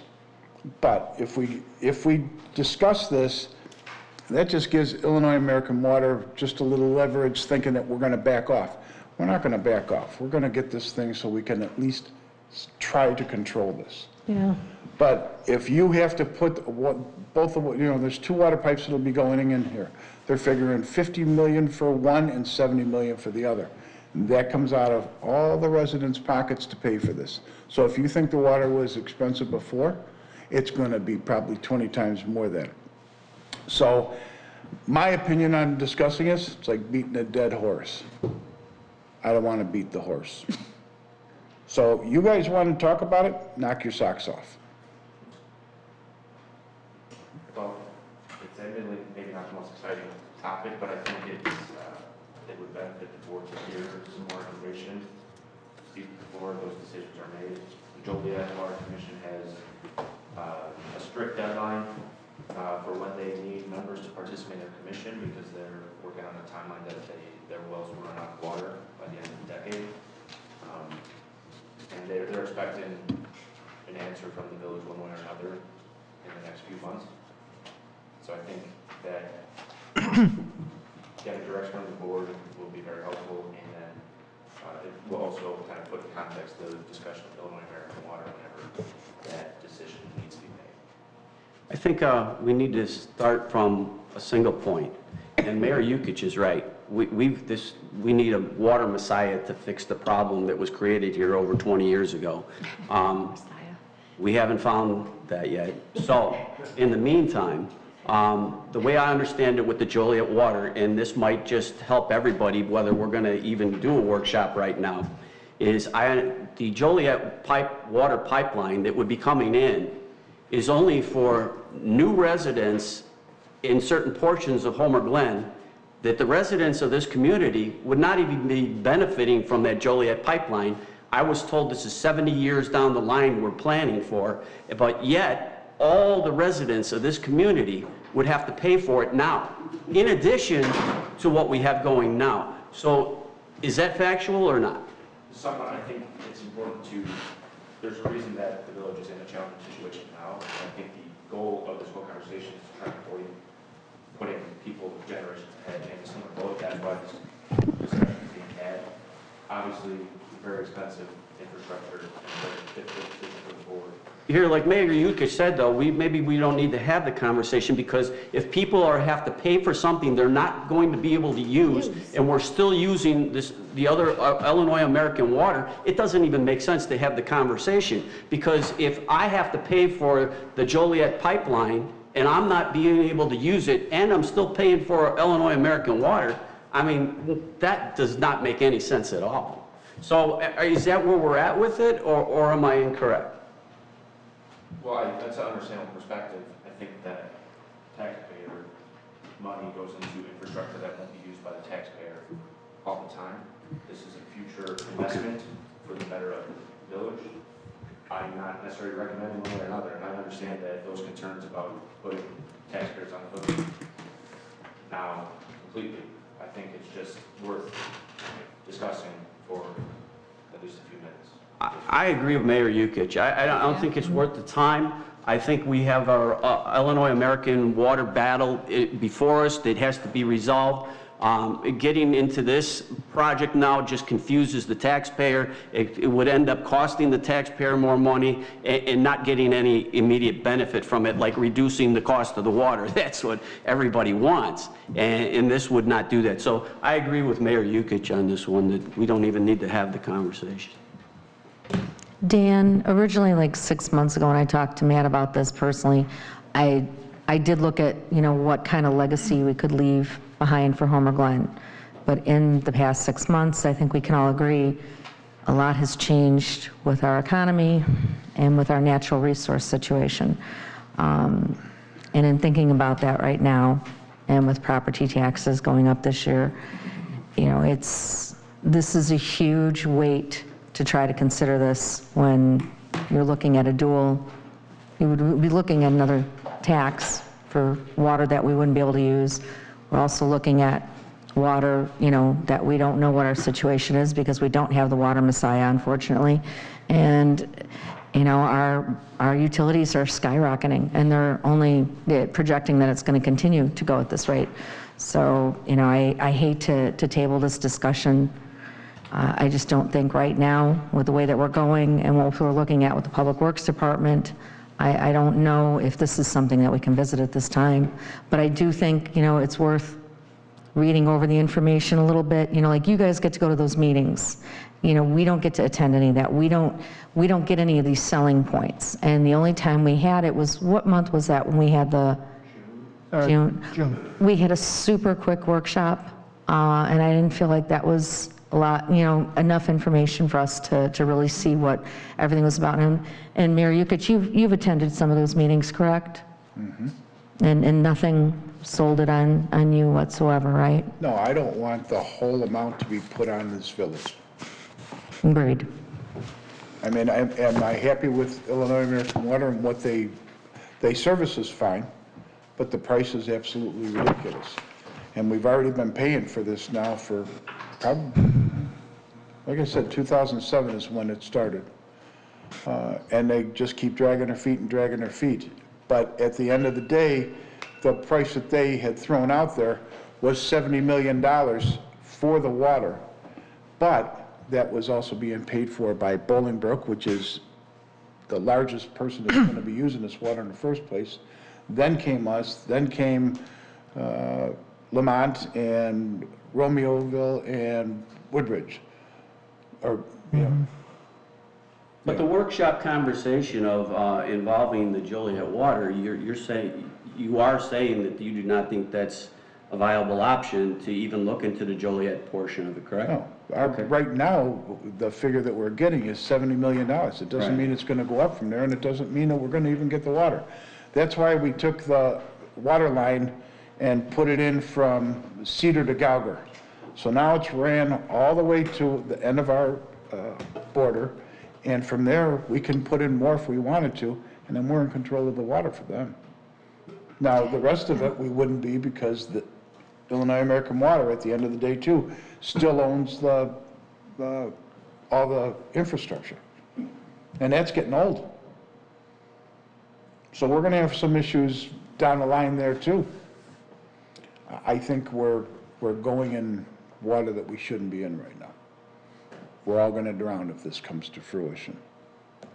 So I would say that right now, it's been a long time with Illinois American Water and the court system, and I wish the judges would finally take it on, but COVID put a big bash on that, but we've still been doing this, like I said, since 2007. So for us to go out and say, all right, we'll partner up with you. You don't know who's going to be getting it. We do know what we're going to have to pay for it. Right.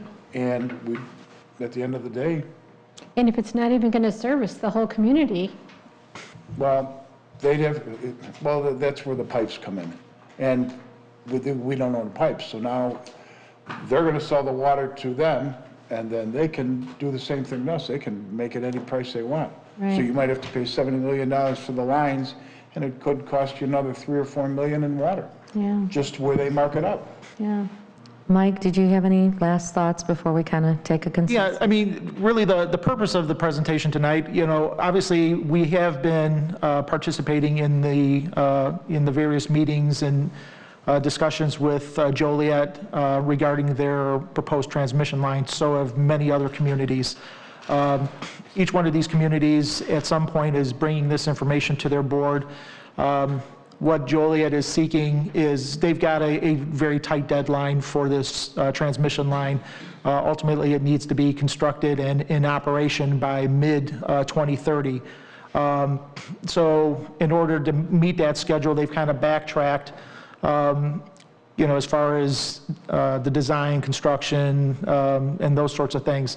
And they've basically come to the conclusion that by the end of January of 2022, basically they need to know what communities are in or not going to participate within this group so that they can start forming the actual water commission and start getting all of the legislation in place, which they are kind of working on right now. So the goal was just to basically provide some of that information. Obviously, that is not a board or a staff position to make that determination. That is something certainly that the board needs to make, whether they want to proceed or don't want to proceed. And it was just you know, information to provide the board to ultimately come up with that decision, whether or not they want us to continue participating or not.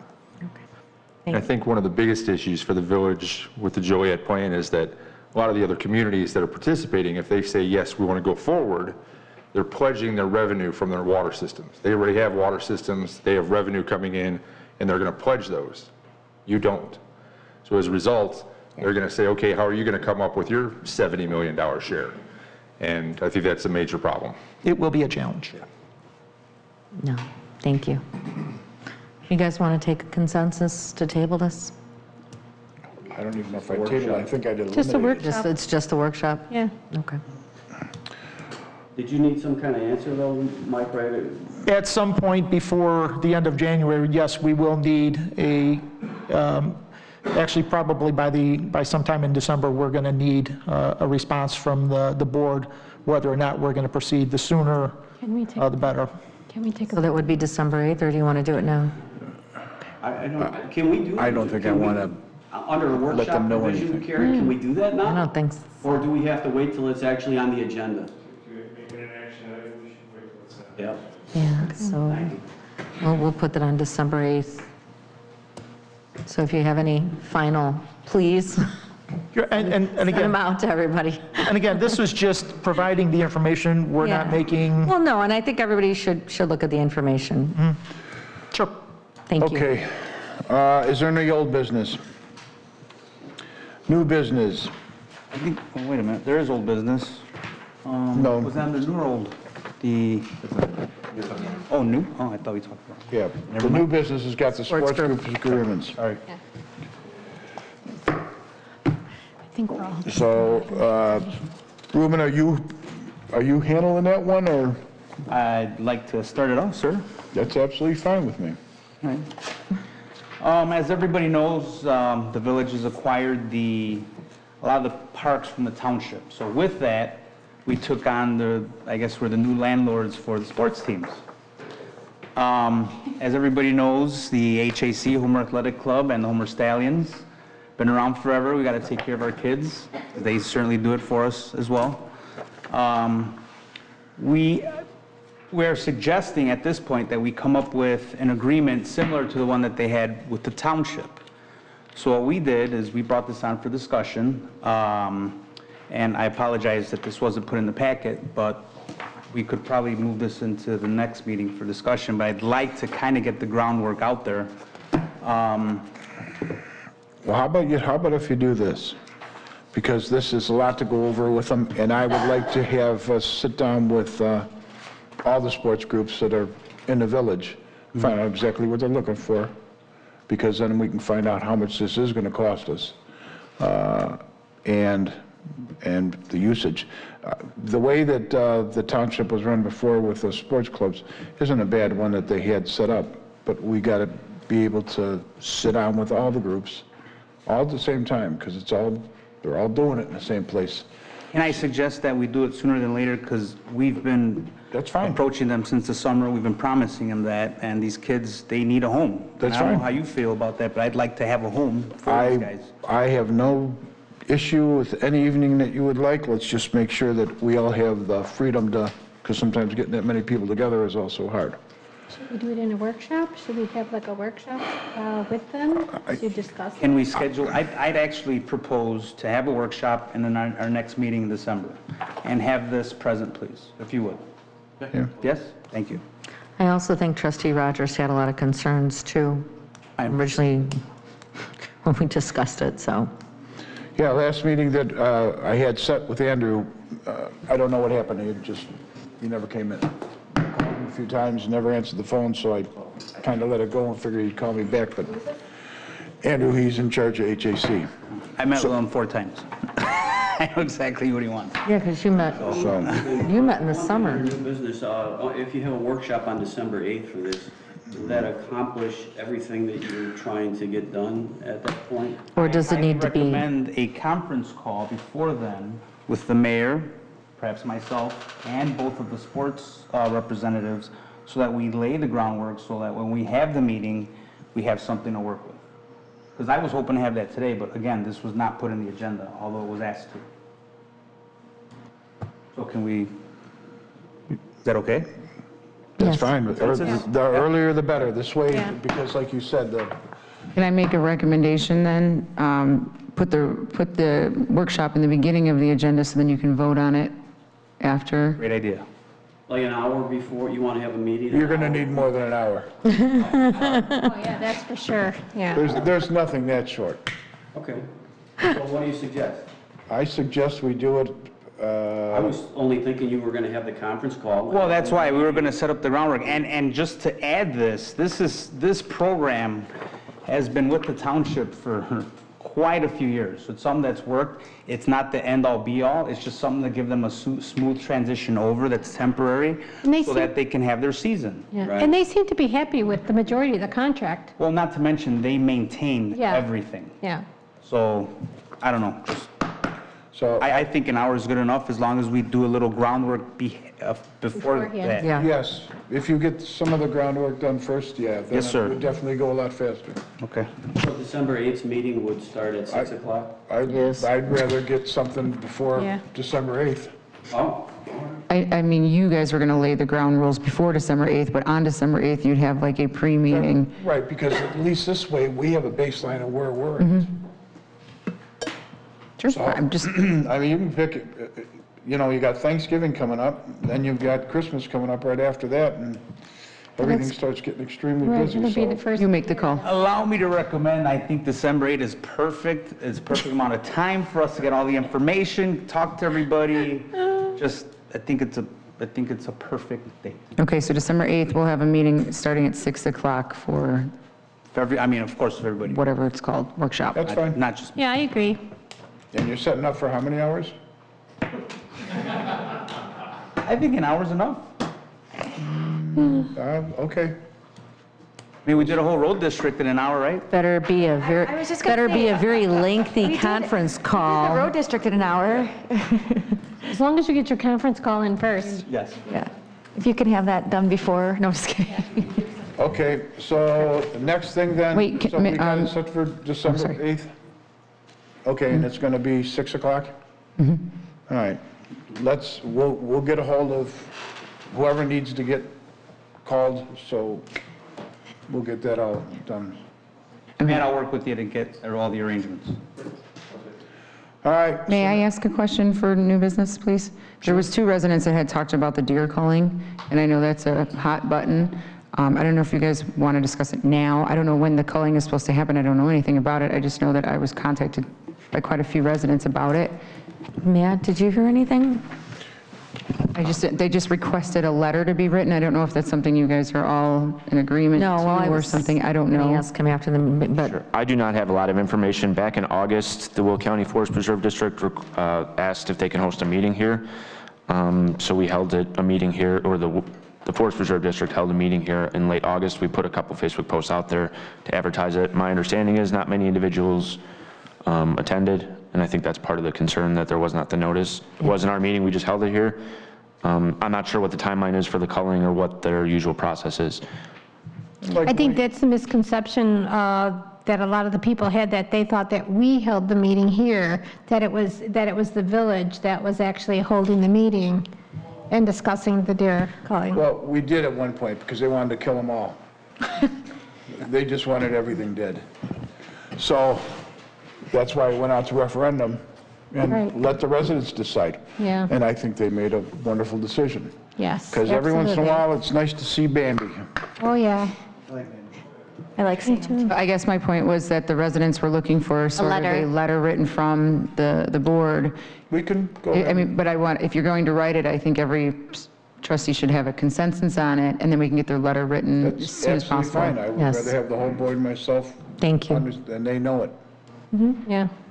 When are you thinking to have that done by? That's the only thing. I think we need to, When do they start the culling? tomorrow, right now. Can you do it right now? I have no idea. That's what I mean, like, there's so Yes, we little don't- we- information yeah, about we don't this. know- we don't know anything And about it. When Joe came, this wasn't even this meeting, environmental meeting, it was 2 environmental meetings ago that he had heard about it, and so that he went to Supervisor Balich, and because of him and Fritz Malone are on the Will County Board, and they both voted no, but apparently it meant nothing. So why do they get, so they get sole custody of our Forest Preserve then, without our consent? Well, do we have a liaison for the Forest Preserve that we can contact? Isn't Steve Belch, the Forest Preserve? Carrie? Carrie, do you have any thoughts? It's an ordinance that they can't do it. I mean, several staff members. I think sending a letter reminding them that we passed an ordinance that they cannot do it would be in order. And that we already had a referendum on it. So you're all in agreement with that, so the staff can... Yes. With that, okay. Okay, yeah, so You don't have to wait. send We've already send done a it. letter reminding them that we have a referendum already on this, and it's not that old, and that we can also maybe do, what I just said. Proclamation, maybe?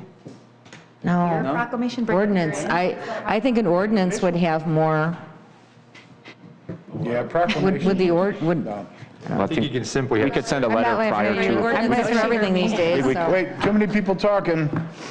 We can't, no one can hear. Yeah, let's do the letter warning first and just say, Yeah. remind them. And then we can bring a deer in. All right, so we're done with new business. We're going to go into executive session now. So the next item is executive session. Is there a motion to go into executive session for purposes of discussing potential and pending litigation and personnel? Trustee Pasmino, I heard I too. asked that our legislative attorney be present at that time, too. It's absolutely fine. Trustee, and who, it was Rose? Oh, Did I say first? I heard it this way, so. Okay. All right, so we'll just put Rose down. Okay. Do you want to take a 5-minute break? Yes. We have to say. Oh, Christine? can you- Trustee Pasmino? Aye. Trustee Fialko? Aye. Trustee Reinders? Aye. Trustee Consolino? Aye. And Trustee Laha? Aye. Okay. Motion carries. Let's see if we can go quickly. We did, there was nothing under.